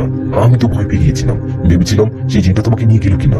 আমার কথা সামিয়া বললো, আরে না, ওরকম কিছু না, তুমি ভয় পেও না। তখন মা বললো, হ্যাঁ নিশাদ তুই ভয় পাস না, তুই বৌমাকে নিয়ে ঘরে বস, আমি তোদের জন্য নাস্তা নিয়ে আসছি। মায়ের কথায় আমরা ঘরে গেলাম আর কিছুক্ষণ পর নাস্তা করে নিলাম। সামিয়া জীবন থেকে কালিয়া জিন এখনো চলে যায়নি। সবসময় ভয় থাকতে হবে, কখন কালিয়া জিন আবার এসে সামিয়াকে নিয়ে যায়। ভয় ভয়ে ছিলাম সব সময়। আমি যে হঠাৎ করে বিয়ে করছি, এটা আস্তে আস্তে আশপাশের প্রতিবেশীরা আমার বউ সামিয়াকে দেখতে আসতে লাগলো। সবাই দেখার সময় আমি সামিয়াকে সবার সাথে পরিচয় করিয়ে দিচ্ছিলাম। সেদিনটা এভাবেই কেটে গেল। সেদিন সন্ধ্যার আগে আমি কিছু জিনিস নিতে বাজারে গিয়েছিলাম। বাজার থেকে বাড়িতে আসার পর সামিয়াকে ডাক দিলাম, কিন্তু সামিয়া আমার ডাকে কোনো সাড়া দিল না। সামিয়াকে না দেখে মাকে বললাম, মা ও মা সামিয়া কোথায়? তখন মা বললো, সামিয়াকে তো চাচাতো ভাইয়ের বউ ওদের বাড়িতে নিয়ে গেল। যা ওদের বাড়িতে গিয়ে ওকে নিয়ে আয়, নইলে তো ভাবিকে ডাক দিয়ে বল ওকে নিয়ে আসুন। মায়ের কথায় আমি খুশি মনে চাচাতো ভাইয়ের বাড়িতে গিয়ে সামিয়াকে ডাক দিলাম। আমার ডাকে ভাবি ঘর থেকে বেরিয়ে এসে বললো, কি হয়েছে নিশাদ, কাকে ডাকছিস এমন করে? ভাবির কথায় আমি বললাম, ভাবি সামিয়াকে নিতে আসলাম, সামিয়া বাইরে আসো। আমার কথায় ভাবি অবাক হয়ে বলল, নিশাদ তোর বউ সামিয়া তো আমার কাছে নেই, এখানে ডাকছিস কেন? ভাবির কথায় আমি অবাক হয়ে বললাম, মানে কি? মা তো বললো আপনি সামিয়াকে নিয়ে আসছেন। আমার কথায় ভাবি বলল, না নিশাদ, আমি তোর বউকে নিয়ে আসিনি, সত্যি আমি তো এসব কিছু জানি না। তখন চাচি এসে বলল, সামিয়াকে ওরা ওদের বাড়িতে নিয়ে যায়নি। ওদের কথা শুনে আমার বুকের মাঝে ধুকপুক করে উঠলো। আমি বুঝতে পারলাম এইখানে অন্য কিছু করছে, কিন্তু এটা তো চাচি ভাবিকে বুঝতে দেওয়া যাবে না। ওদের বুঝতে না দিয়ে আমি বাড়িতে গেলাম। বাড়িতে গিয়ে সামিয়াকে সবখানে খুঁজলাম, কিন্তু ওকে কোথাও না পেয়ে হুজুরকে কল দিলাম। কল দিয়ে হুজুরকে কিছু বলার আগে হুজুর বলল, সামিয়াকে কালিয়ান ওর কাছে আবার নিয়ে গেছে, তুমি আর দেরি না করে তোমার বাবা ও শ্বশুরকে নিয়ে আমার কাছে চলে আসো। হুজুরের কথায় শ্বশুরকে কল করে সব বললাম। ওনাকে বলে আমিও বাবা তখনই রওনা করলাম হুজুরের বাড়ি থেকে। হুজুরের বাড়িতে যাওয়ার পথে সবাই একসাথে হলাম আর হুজুরের বাড়িতে চলে গেলাম। ওখানে যাওয়ার পর হুজুর বললেন, আমি আপনাদের বাড়ি বন্ধ করে রাখছিলাম যেন কালিয়ানজিন সামিয়াকে নিয়ে যেতে না পারে। ওদিকে সেই জন্য কালিয়ানজিন একটা চালাকি করে নিশাদের চাচাতো ভাইয়ের বউ মানে ওর বাবির রূপ নিয়ে ওকে নিয়ে বাড়ির বাইরে যায় আর ওকে নিয়ে চলে যায়। হুজুরের কথায় আমি জিজ্ঞেস করলাম, এখন কি হবে হুজুর? আমি বাজারে গিয়েছিলাম, বাজারে না গেলে এমনটা হয়তো হতো না।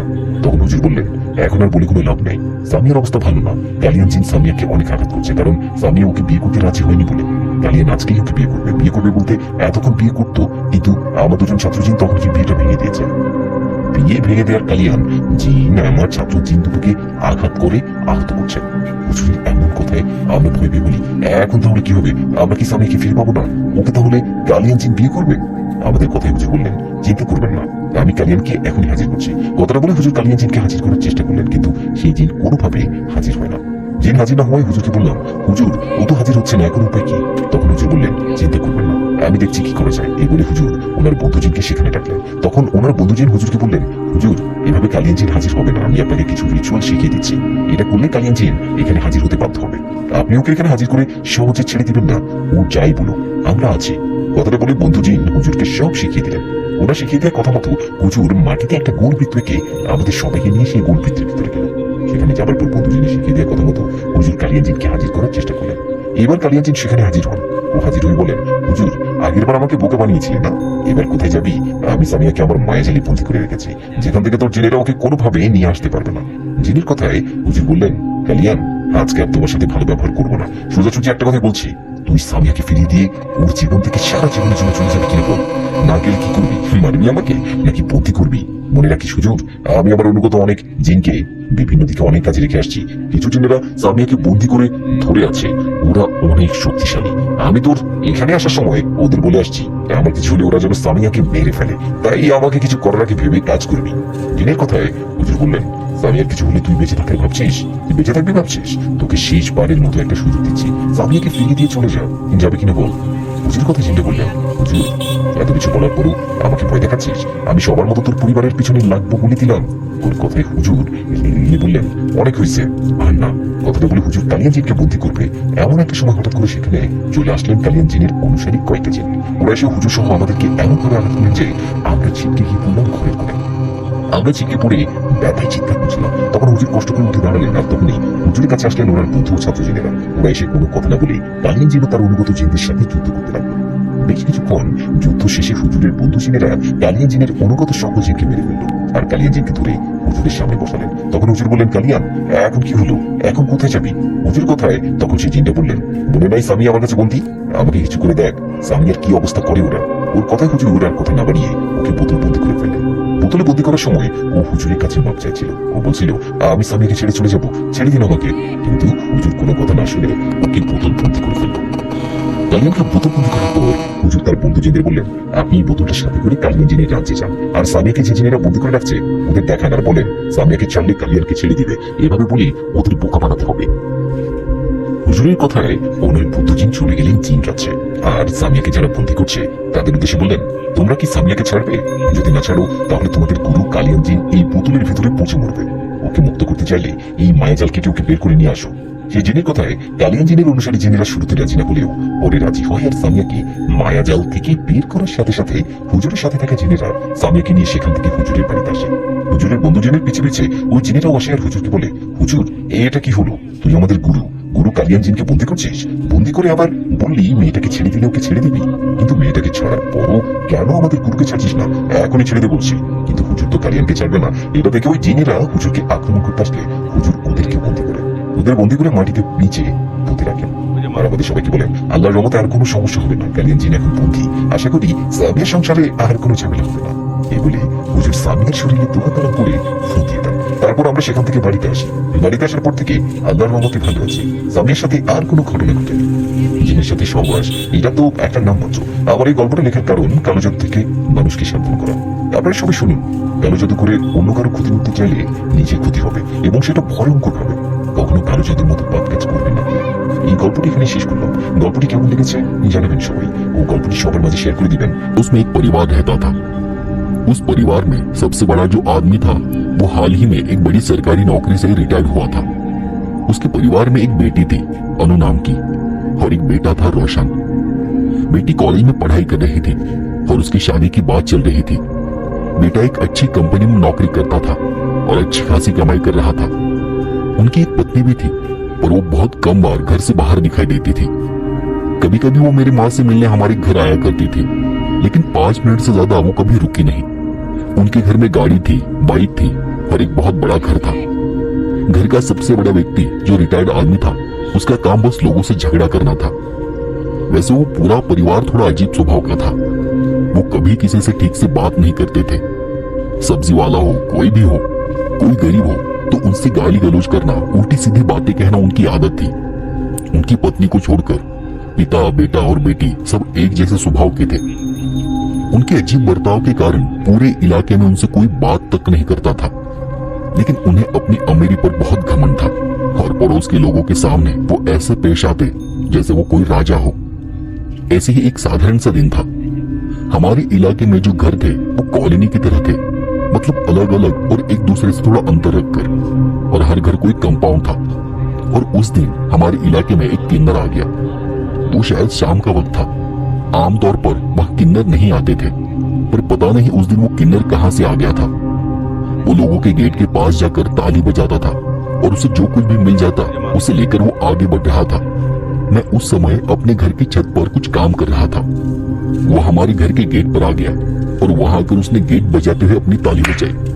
मैंने ऊपर से नीचे झांक कर देखा। उसने ताली बजाते हुए मुझे नीचे आने का इशारा किया। मैंने उसे ऊपर से ही कहा, घर में कोई नहीं है। उसने अपनी किन्नर वाली आवाज में ताली बजाते हुए फिर कहा, क्या रे, तू है ना घर में? मैंने उसे मुस्कुराते हुए जवाब दिया, अरे मेरे पास पैसे नहीं है, अगली बार आओगे तो जरूर कुछ दूंगा। उसने फिर से ताली बजाई और दूर से ही मुझे हाथ जोड़े और फिर आशीर्वाद जैसे कोई इशारा किया और अगले घर की तरफ चला गया। वहां जाकर उसने गेट पर दस्तक दी। अंदर से वही रिटायर्ड आदमी बाहर आ गया। मैं देख रहा था कि अब आगे क्या होगा। बाहर आते ही उसने किन्नर को देखकर गुस्से में ही कहा, क्या है, चल निकल यहाँ से। वो किन्नर शायद थोड़ा शांत स्वभाव का था। उसने गुस्सा नहीं किया और बस इतना कहा, क्या है साहब, कुछ होगा तो दे दो, आशीर्वाद दूंगी तुम्हें। उस आदमी ने एक बार फिर गुस्से में कहा, एक बार बोला समझ नहीं आता क्या, चल निकल, भिखारी कहेगी, और हमारे गेट से अपने गंदे हाथ हटा। किन्नर ने अपना एक हाथ हटा लिया, लेकिन उस आदमी का बर्ताव उसे अच्छा नहीं लगा। उसने भी थोड़ा नाराज होकर कहा, अरे नहीं देना है तो मत दो, गाली क्यों देते हो? उस आदमी को यह सुनकर और गुस्सा आ गया। उसने पास पड़ी लकड़ी उठाई और गेट की तरफ भागा। लकड़ी को वो हवा में ऊपर उठाते हुए फिर से चिल्लाया, हाथ हटा, बोला ना, बेशर्म कहीं का, भगवान ने तो तुझे ठीक से बनाया तक नहीं है, चल निकल वरना बहुत मारूंगा देख। किन्नर ने अपना दूसरा हाथ भी हटा लिया। ठीक है साहब, हम भिखारी नहीं हैं, पर ये ऐसे बात तो मत करो। भगवान ने हमारे ऊपर ध्यान नहीं दिया होगा, पर हम भी इंसान हैं। किन्नर ने भले ही शांत होकर यह कहा था, लेकिन उसकी बात जैसे आग में तेल डालने जैसे काम कर गई। इस बीच पड़ोस के लोग भी झगड़े की आवाज सुनकर घरों से बाहर आ गए थे। वो ये सब देख रहे थे। उस आदमी के लिए अब ये अपनी शान और इज्जत का सवाल बन चुका था। आदमी का गुस्सा और ऊपर चढ़ गया। जुबान लड़ाता है हरामी, भिखारी, गंदे कीड़े।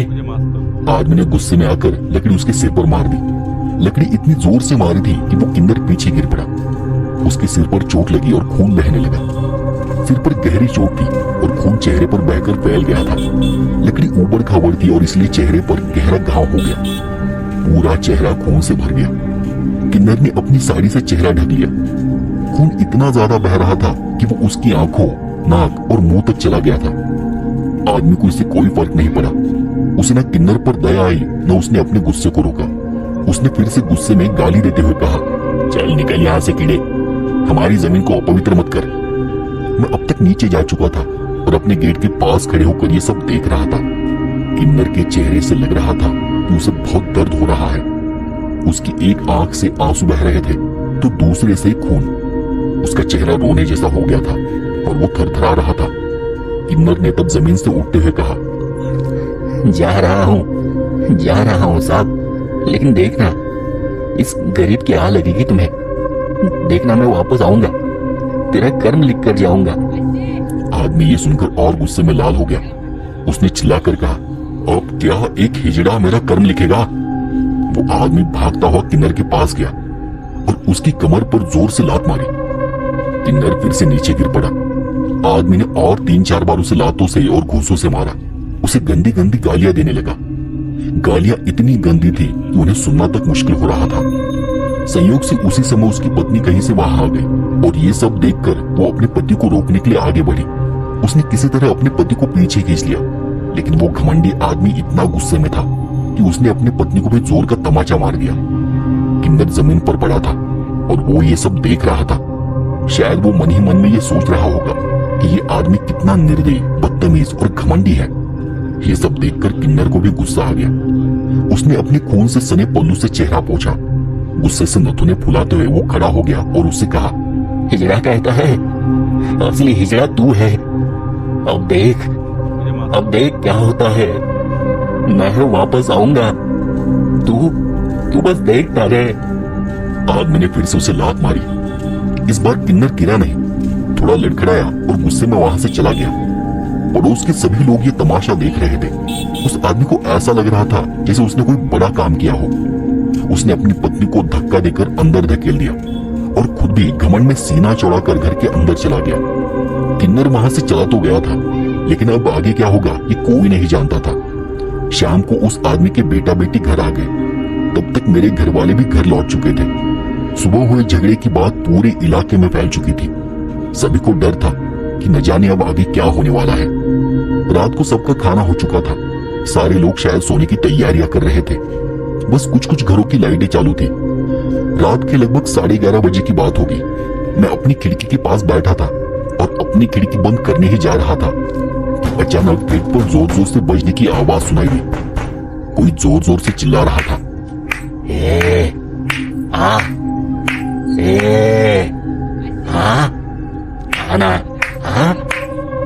आना। उसकी आवाज इतनी तेज थी कि पड़ोस के सारे लोग जाग गए। एक एक कर घरों की लाइटें चालू होने लगी। लोग खिड़की और दरवाजों से बाहर झांकने लगे। मैं भी छत पर चला गया। देखा तो पड़ोस के घर के गेट के बाहर वही किन्नर खड़ा था। कुछ नहीं बदला था, बस उसके सिर पर पट्टी बंधी हुई थी। बाकी कपड़े और चेहरे का खून वैसा का वैसा ही था। वो आदमी गुस्से से बाहर आ गया, लेकिन इस बार वो किन्नर को देखकर थोड़ा डरा हुआ था। उसका बेटा भी उसके पीछे पीछे बाहर आ गया। किन्नर ने गेट खोला और वो अंदर चला गया। उसके बेटे ने तब पूछा, कौन है ये और ये अंदर कैसे आ गया? उसके पिताजी ने उसे बताया, यही तो वो किन्नर है जिसे मैंने सुबह मारा था। उसका बेटा भी गुस्से में थोड़ा आगे बढ़ा और वो देख किन्नर ने गुस्से में उसे उसी जगह पर रुकने का इशारा किया। वो गेट के बाहर चला गया और जोर जोर से अपने पैर पटकने लगा। वो इधर उधर चलने लगा और ये सब करते हुए वो कुछ बड़बड़ा रहा था, जैसे कि वो उनकी ओर इशारा करके उन्हें बददुआ दे रहा हो। वो अपने एक पंजे से अपनी जीभ को बाहर निकालकर चाटता और फिर उसी पंजे को जमीन पर जोर से पटकता। फिर वो सारे घर वालों को घूर कर देखता, अपनी गर्दन हिलाता और आसमान की ओर देखकर चिल्लाने लगता,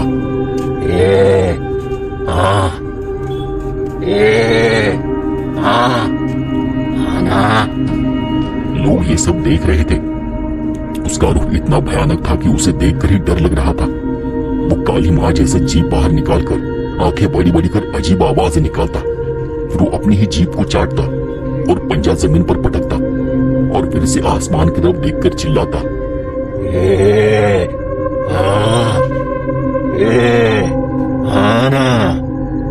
ये सब कुछ बहुत भयानक था, बहुत डरावना था। किसी को कुछ समझ नहीं आ रहा था कि आखिर वो क्या कर रहा है। उसने अपनी कमर से एक थैली निकाली और फिर उस थैली की मिट्टी को उनके घर के आंगन में फेंकने लगा। नाचते हुए उछलते हुए वो अपने पैर पटक रहा था। उसने फिर चिल्लाकर कहा, देख, अब देख तू, किन्नर का श्राप क्या होता है। आज से, अभी से तेरे आने वाले पूरे खानदान को मेरा श्राप है। सब रोएंगे, सब गिड़गिड़ाएंगे, पर भगवान भी तुम पर दया नहीं करेगा। देख, हाँ हाँ, ना अब मार, मार ना अब। उस आदमी का लड़का किन्नर की तरफ भागा और उसे जोर जोर से मारने लगा। उसकी बहन भी उसके पीछे पीछे चली गई और वो उसे चाटी मारने लगी, लेकिन उनकी माँ ये सब देख रही थी और उन्हें उसे छोड़ने के लिए कह रही थी। उस घमंडी आदमी ने उस बीच पुलिस को बुला लिया। अगले बस कुछ 10-15 मिनट में पुलिस वाले वहां पर आ गए। आदमी ने पुलिस वालों को झूठ बताया कि किन्नर ने उसकी बेटी को छेड़ा था और जब वो उसे बचाने गए तो उसने उसके बेटे पर हमला करने की कोशिश की और इसलिए उन्हें उसे मारना पड़ा। पुलिस वालों को भी उनकी बात सच लगी, क्योंकि कोई भी किन्नर इतनी रात को किसी के घर क्यों जाएगा। पुलिस ने भी किन्नर को पकड़ लिया और उसे अपने साथ लेकर चले गए। उनके पीछे उस परिवार को भी जाना पड़ा, शायद केस दर्ज करने के लिए। फिर आधी रात को वो सभी वापस आ गए। सुबह जब मैं कॉलेज जा रहा था तब मैंने गेट के पास पुलिस को देखा। मैं वहीं रुक गया। पुलिस वाले पड़ोस के घर में कुछ कह रहे थे। मुझे उनकी बातें साफ सुनाई दे रही थी। वो उनसे कह रहे थे कि रात को उनकी जाने के बाद किन्नर की मौत हो गई है, उसने आत्महत्या कर ली है और इसी वजह से पूछताछ के लिए उन सारे घर वालों को बुलाया गया है। देखते ही देखते इतना सब कुछ हो गया था। 2-3 दिन बाद हमें पता चला कि केस को पैसे दबाकर दरकिनार कर दिया गया है। वो लोग फिर से अपनी छाती चौड़ी कर और घमंड से उस पूरे इलाके में घूमने लगे और अब तो वो पहले से ज्यादा बदतमीज और घमंडी हो गए थे। अब तक जो कुछ मैंने देखा था वो वैसा ही था जैसे मैंने बताया, लेकिन जल्द ही उनके घर में अजीब अजीब घटनाएं होने लगी। कुछ 1-1.5 महीने बाद उस घमंडी आदमी की पत्नी हमारे घर आई थी। उसकी हालत बहुत खराब थी। उन्होंने मेरी माँ से मिलकर उनके घर की हालत सुनाई। घर में जो कुछ हो रहा था और जो कुछ हो चुका था वो रो रो कर अपनी वो दास्तान मेरी माँ को सुना रही थी। और इसलिए आगे की जो कहानी है मैं वो आपको उनके नजरिए से सुनाता हूँ। जब अगली सुबह मुझे पता चला कि वो किन्नर मर गया है तो मुझे बहुत बड़ा झटका लगा। मौत की खबर सुनकर बहुत बुरा लग रहा था, लेकिन उससे भी बुरा ये सोचकर लग रहा था कि अब आगे क्या होगा। क्या उसका श्राप सच में हमारे घर को लग गया है? उस किन्नर की मौत की बात सुनकर घर में मैं अकेली थी जिसे बुरा लग रहा था। बाकी सब खुश थे, हालांकि बहुत ज्यादा खुश नहीं थे, लेकिन उनके चेहरे पर घमंड भरी मुस्कान थी। वो सीना चौड़ा कर इलाके में घूमते थे जैसे उन्होंने बहुत बड़ा काम कर दिया हो। शायद वो दिखाना चाहते थे कि उन्होंने एक किन्नर को सबक सिखाया है, लेकिन मैं हमेशा यही सोचती थी कि किन्नर का श्राप अगर सच हुआ तो क्या होगा और ये सब कुछ कैसे होगा, ये भी कुछ पता नहीं था। मैं बस आने वाले दिनों का इंतजार कर रही थी, पर जल्दी ही सब कुछ बदलने लगा और इसकी शुरुआत हो चुकी थी। ये बात मैंने तब महसूस की जब हमारे आंगन के पौधे एक एक कर सूखने लगे। एक दिन मेरे पति बाहर बैठकर अखबार पढ़ रहे थे। उन्होंने हमेशा की तरह गुस्से में मुझे आवाज दी, सुमन, ये क्या है? तुम पौधों को पानी नहीं दे रही क्या? मैंने पौधों की तरफ देखते हुए घबरा कर जवाब दिया, आज सुबह ही दिया था, मतलब रोज सुबह देती हूँ। उन्होंने गुस्से में मुझे देखा और उठकर पौधों के पास चले गए। मैं भी उनसे थोड़ी दूर ही खड़ी हो गई। उन्होंने देखा कि बहुत सारे पौधे सूख चुके थे, कुछ मर चुके थे, बस 2-4 ही बचे थे और वो भी बेजान लग रहे थे। तभी मेरे दिमाग में एक विचार आया, कहीं ये उसी शराब का असर तो नहीं? मेरे पति ने सारे पौधों को देखते हुए कहा, शायद कोई बीमारी या कीड़ा लग गया होगा। फिर कुछ सोचकर जमीन पर थूकते हुए उन्होंने आगे कहा, जब से वो किन्नर हमारे घर को छू कर गया है तब से चीजें खराब होने लगी है। पता नहीं उसने घर में क्या फेंका था। अगले हफ्ते भर में सारे पौधे मुरझा गए। पानी खाद देने के बावजूद वो मर गए। उस रात जब हम सो रहे थे, मैं अपने कमरे में भगवान का नाम जप रही थी, तभी छत से थप थप की आवाज आने लगी, जैसे कोई जोर जोर से अपने पैर पटक रहा हो। वो आवाज इतनी तेज थी कि मेरे पति की नींद टूट गई। ये आवाज कैसी है? उन्होंने नींद से जागते हुए मुझे पूछा। वो आवाज लगातार आ रही थी। मेरे पति गुस्से में उठकर बाहर चले गए। मेरा बेटा भी कमरे से बाहर आ गया था। वो दोनों आपस में यही बातें कर रहे थे कि ऊपर कौन है, कौन भटक रहा है। मैं बस अंदर बैठे उनकी बातें सुन रही थी। फिर वो दोनों गुस्से में छत के ऊपर चले गए और कुछ ही देर में वापस नीचे आ गए। जब वो कमरे में आए तब मैंने उनसे पूछा, क्या हुआ, कोई था क्या ऊपर?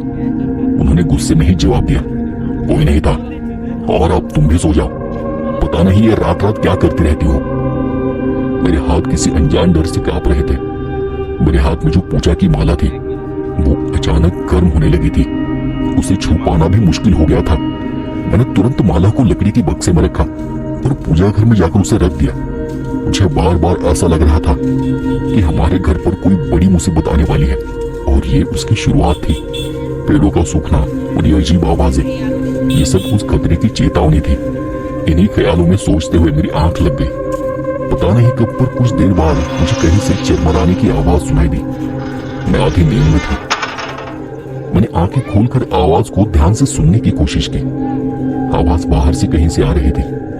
पति की तरफ देख रहा तो वो खर्राटे भर रहे थे। आवाज फिर से हुई।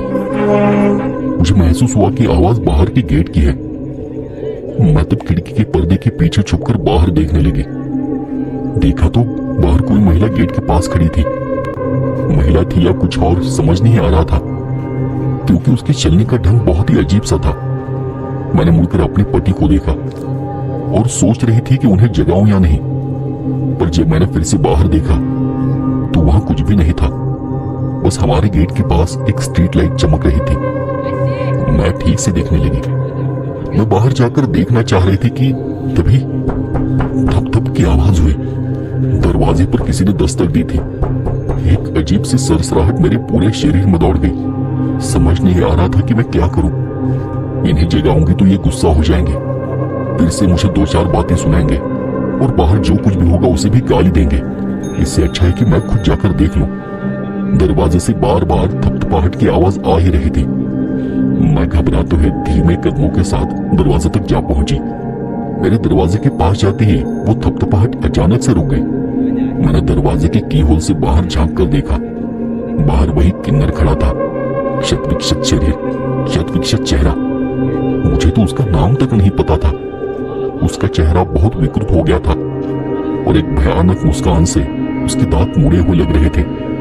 मेरे हाथ पैर वहीं पर जम गए और मुझे बाहर से एक धीमी आवाज सुनाई दी, हाँ जी, मेरे आपसे कोई दुश्मनी नहीं है। आप इस घर को छोड़कर कहीं दूर चले जाइए। मैंने इस घर को श्राप दिया है और इस श्राप से कोई नहीं बच सकता। आप इस घर से दूर हो जाइए। ये आवाज उसी की थी, उस किन्नर की। मैं ध्यान से आवाज को सुन ही रही थी कि दरवाजा जैसे धमाके के साथ एकदम से खुल गया। दरवाजे के बाहर कुछ भी नहीं था, बस एक जोर का ठंडी हवा का झोंका घर के अंदर घुसाया। मेरा पूरा शरीर सिर उठा, दिल जोर जोर से धड़कने लगा। पता नहीं मैं कितनी देर तक वहीं पर खड़ी रही। मैंने खुद को संभाला और दरवाजा बंद कर दिया। आगे और क्या क्या होने वाला था इसका मुझे अंदाजा हो चुका था, पर जो भी होने वाला था वो मेरे परिवार के लिए ठीक नहीं था।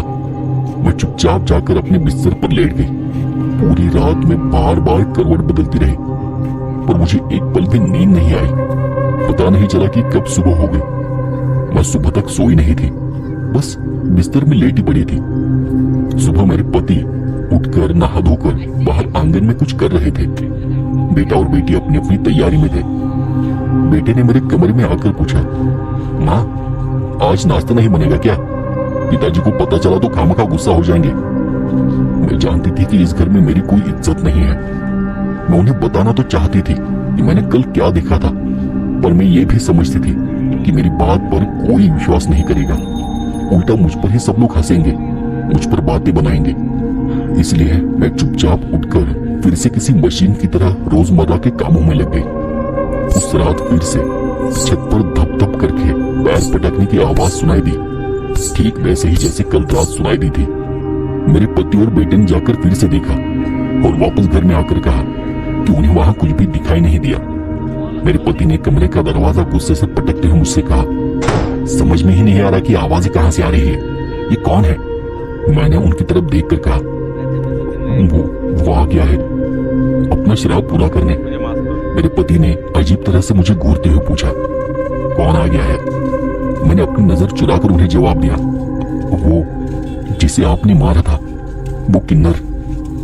उन्होंने अपनी घमंड भरी मुस्कान के साथ कहा, शायद तुम्हें पता नहीं, अरे उसी रात उसने आत्महत्या कर ली थी। मुझे पता था कि मेरे पति को उल्टा जवाब देना या ज्यादा बात करना पसंद नहीं था, पर फिर भी मैंने कहा, मैं जानती हूं कि वो मर गया है, पर फिर भी वो लौट आया है। मेरे पति ने मुझे गुस्से से देखा और फिर चिल्लाते हुए कहा, सो जा, लगता है तेरा दिमाग खराब हो गया है। और इतना कहकर वो गुस्से में करवट लेकर सो गए। मैंने बेड के पास रखे बक्से से माला निकाली। उसे छूते ही मैंने उसे नीचे रख दिया। माला आज भी बहुत गर्म थी। मेरे मन में यही विचार आया कि क्या आज भी कुछ होने वाला है, क्योंकि आज तो माला से धुआं निकल रहा था। मैंने माला रख दी और भगवान से प्रार्थना करने लगी।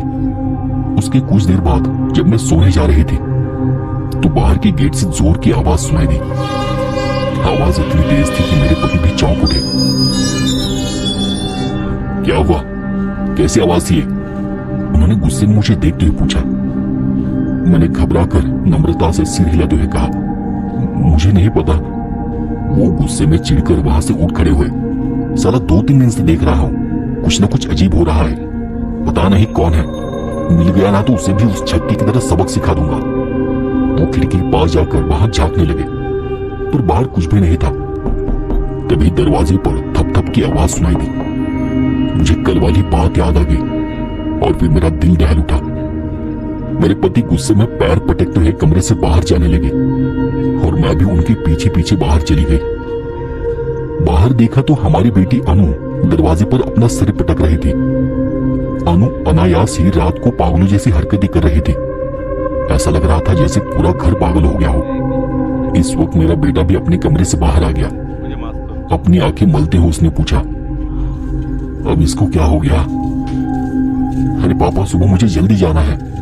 ये क्या नाटक चल रहा है घर में? अनु जोर जोर से पैर पटक रही थी और अपना सिर झुकाकर उसी जगह पर आगे पीछे चल रही थी। मेरे पति भी जोर से चिल्लाए, अनु सुनाई नहीं देता क्या? लेकिन मैंने भी देखा कि अनु को खुद का होश ही नहीं था। अचानक वो मुस्कुराने लगती थी, अचानक वो रोने लगती थी। पापा, पापा वो बाहर खड़ा है, मैंने देखा था उसे। वो औरत हरे रंग की साड़ी पहने हुए, नहीं वो आदमी, वो किन्नर, वो मुझे बाहर से देख रहा था।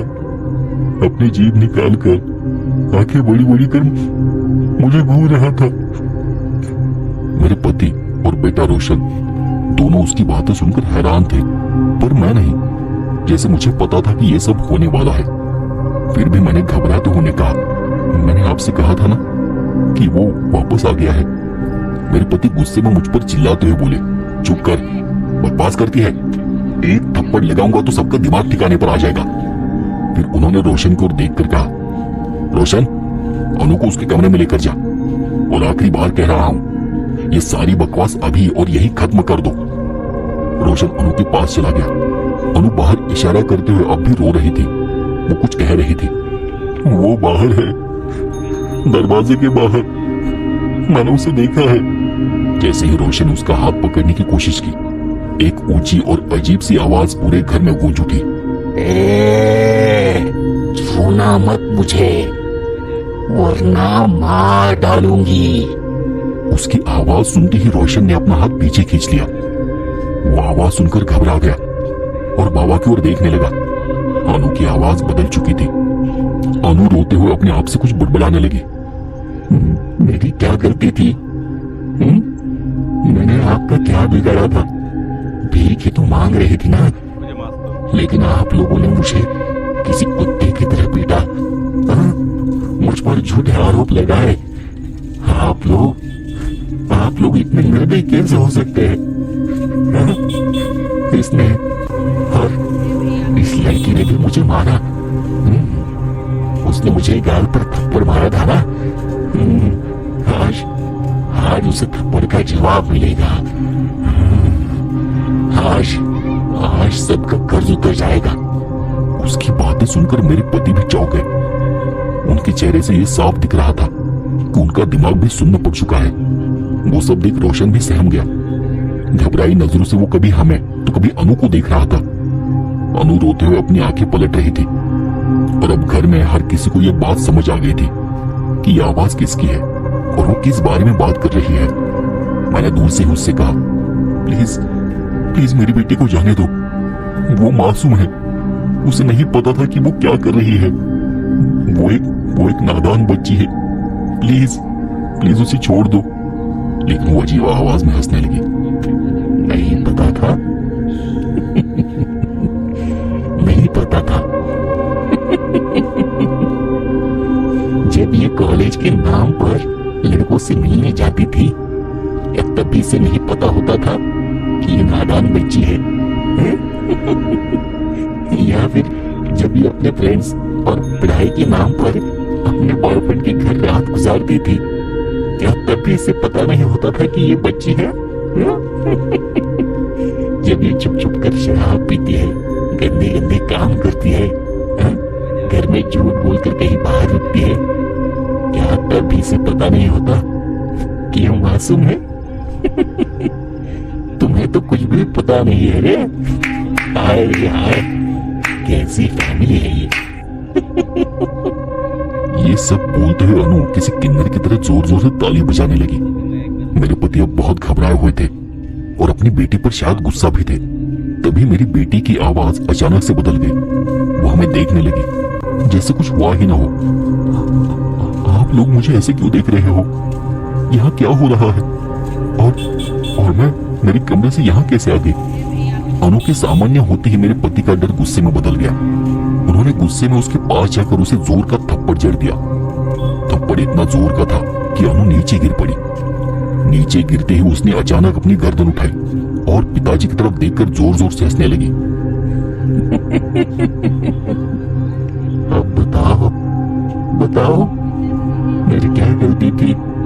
क्या मुझे जीने का हक नहीं था? क्या मैं इंसान नहीं थी? रोशन उसका भयानक रूप देखकर पीछे हट गया। उसकी आंखें सफेद थी, चेहरा ऐसा लग रहा था जैसे किसी मुर्दे का हो। मेरे पति ने अनु को पकड़ लिया और खींचते हुए उसे उसके कमरे में ले जाने लगे, पर उनकी ताकत कम पड़ रही थी। उन्होंने रोशन पर चिल्लाते हुए कहा, अरे वहां खड़े खड़े क्या देख रहा है? इसे इसके कमरे में बंद कर, लगता है ये पागल हो गई है। रोशन घबराते हुए आगे बढ़ा और दोनों ने अनु को खींचकर उसके कमरे में ले जाने की कोशिश की। अनु अजीब आवाज में हंसते हुए अपनी सफेद डरावनी आंखों से रोशन को घूरते हुए अपनी नथुने फुलाकर वो बोली, क्या तू मुझे और मारना चाहेगा?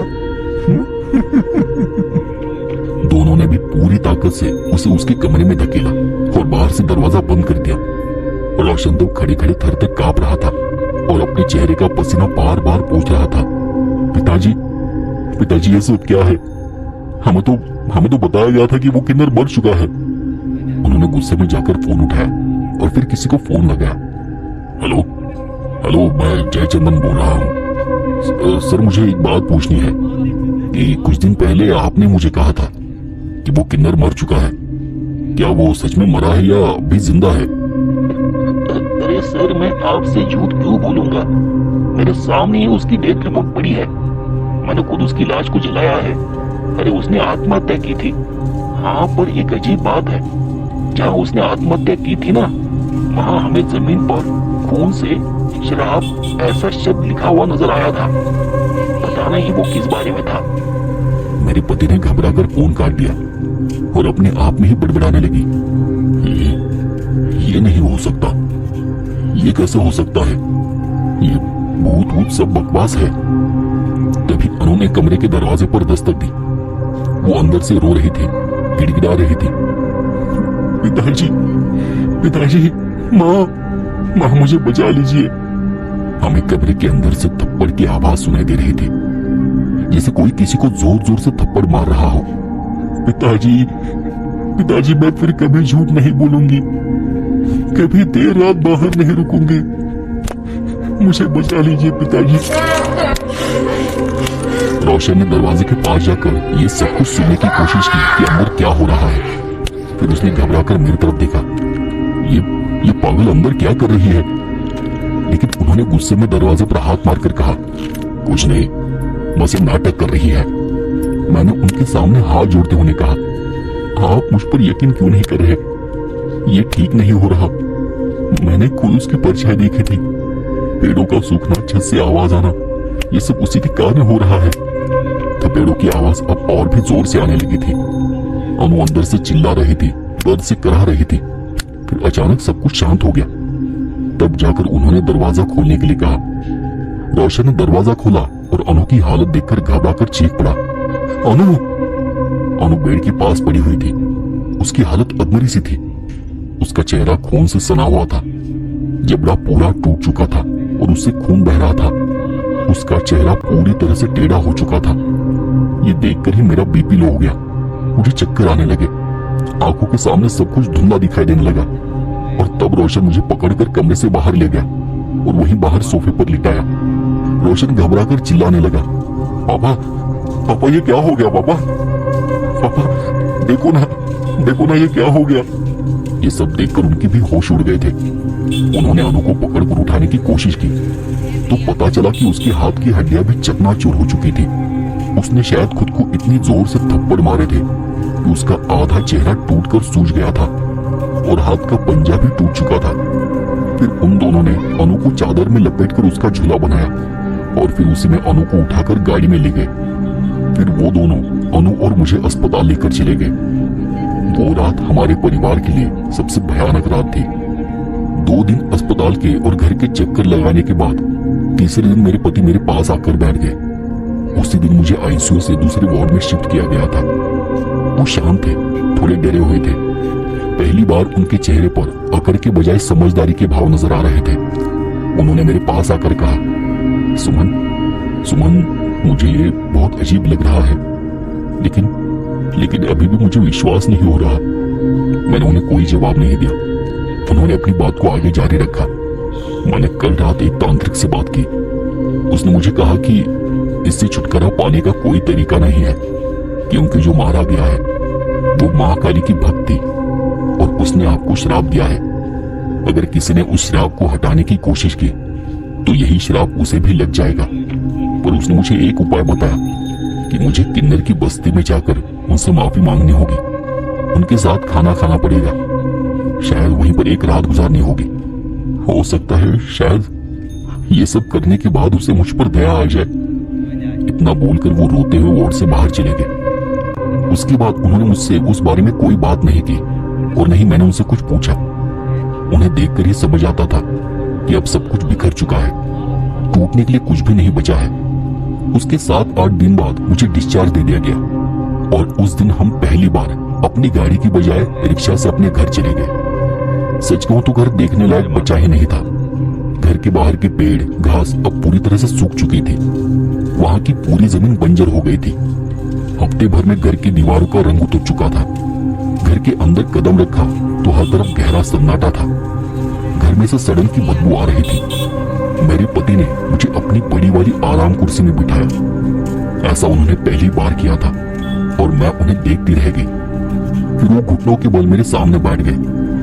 मासूम और दर्द भरी आंखों से मुझे कुछ देर तक ताकते रहे।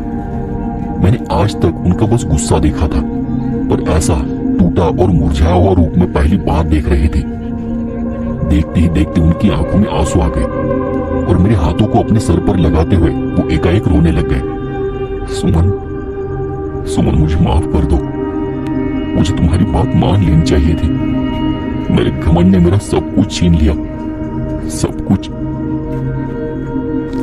डॉक्टर ने तुम्हें ये सब बताने से मना किया था, लेकिन अब ये मुझसे सहा नहीं जा रहा। मैं इसे अपने अंदर दबा कर नहीं रख सकता। तुम जिस अस्पताल में थी, अनु भी उसी अस्पताल में है। वो कोमा में चली गई है। उसके 3-4 दिन बाद रोशन की भी नौकरी चली गई। वो गलती से उस दिन अपने बैग में ऑफिस के पैसे भूल आया था और फिर वो वही बैग अपने घर लेकर आ गया। कंपनी ने उसे फ्रॉड केस में फंसाया और उसकी सैलरी, पीएफ सब कुछ रोक दिया। उसी दिन उसका एक्सीडेंट हुआ। गाड़ी चकनाचूर हो गई। रोशन की जान तो बच गई, लेकिन उसके हाथ पर अब काम नहीं कर रहे। वो भी पैरालाइज हो चुका है। बस मुझे देखता रहता है और रोता है। तब मुझे समझ आ गया कि उसने हमारे साथ क्या किया है। उन्होंने जिस हाथ से उसे थप्पड़ मारा था, उस हाथ को उसने तोड़ दिया।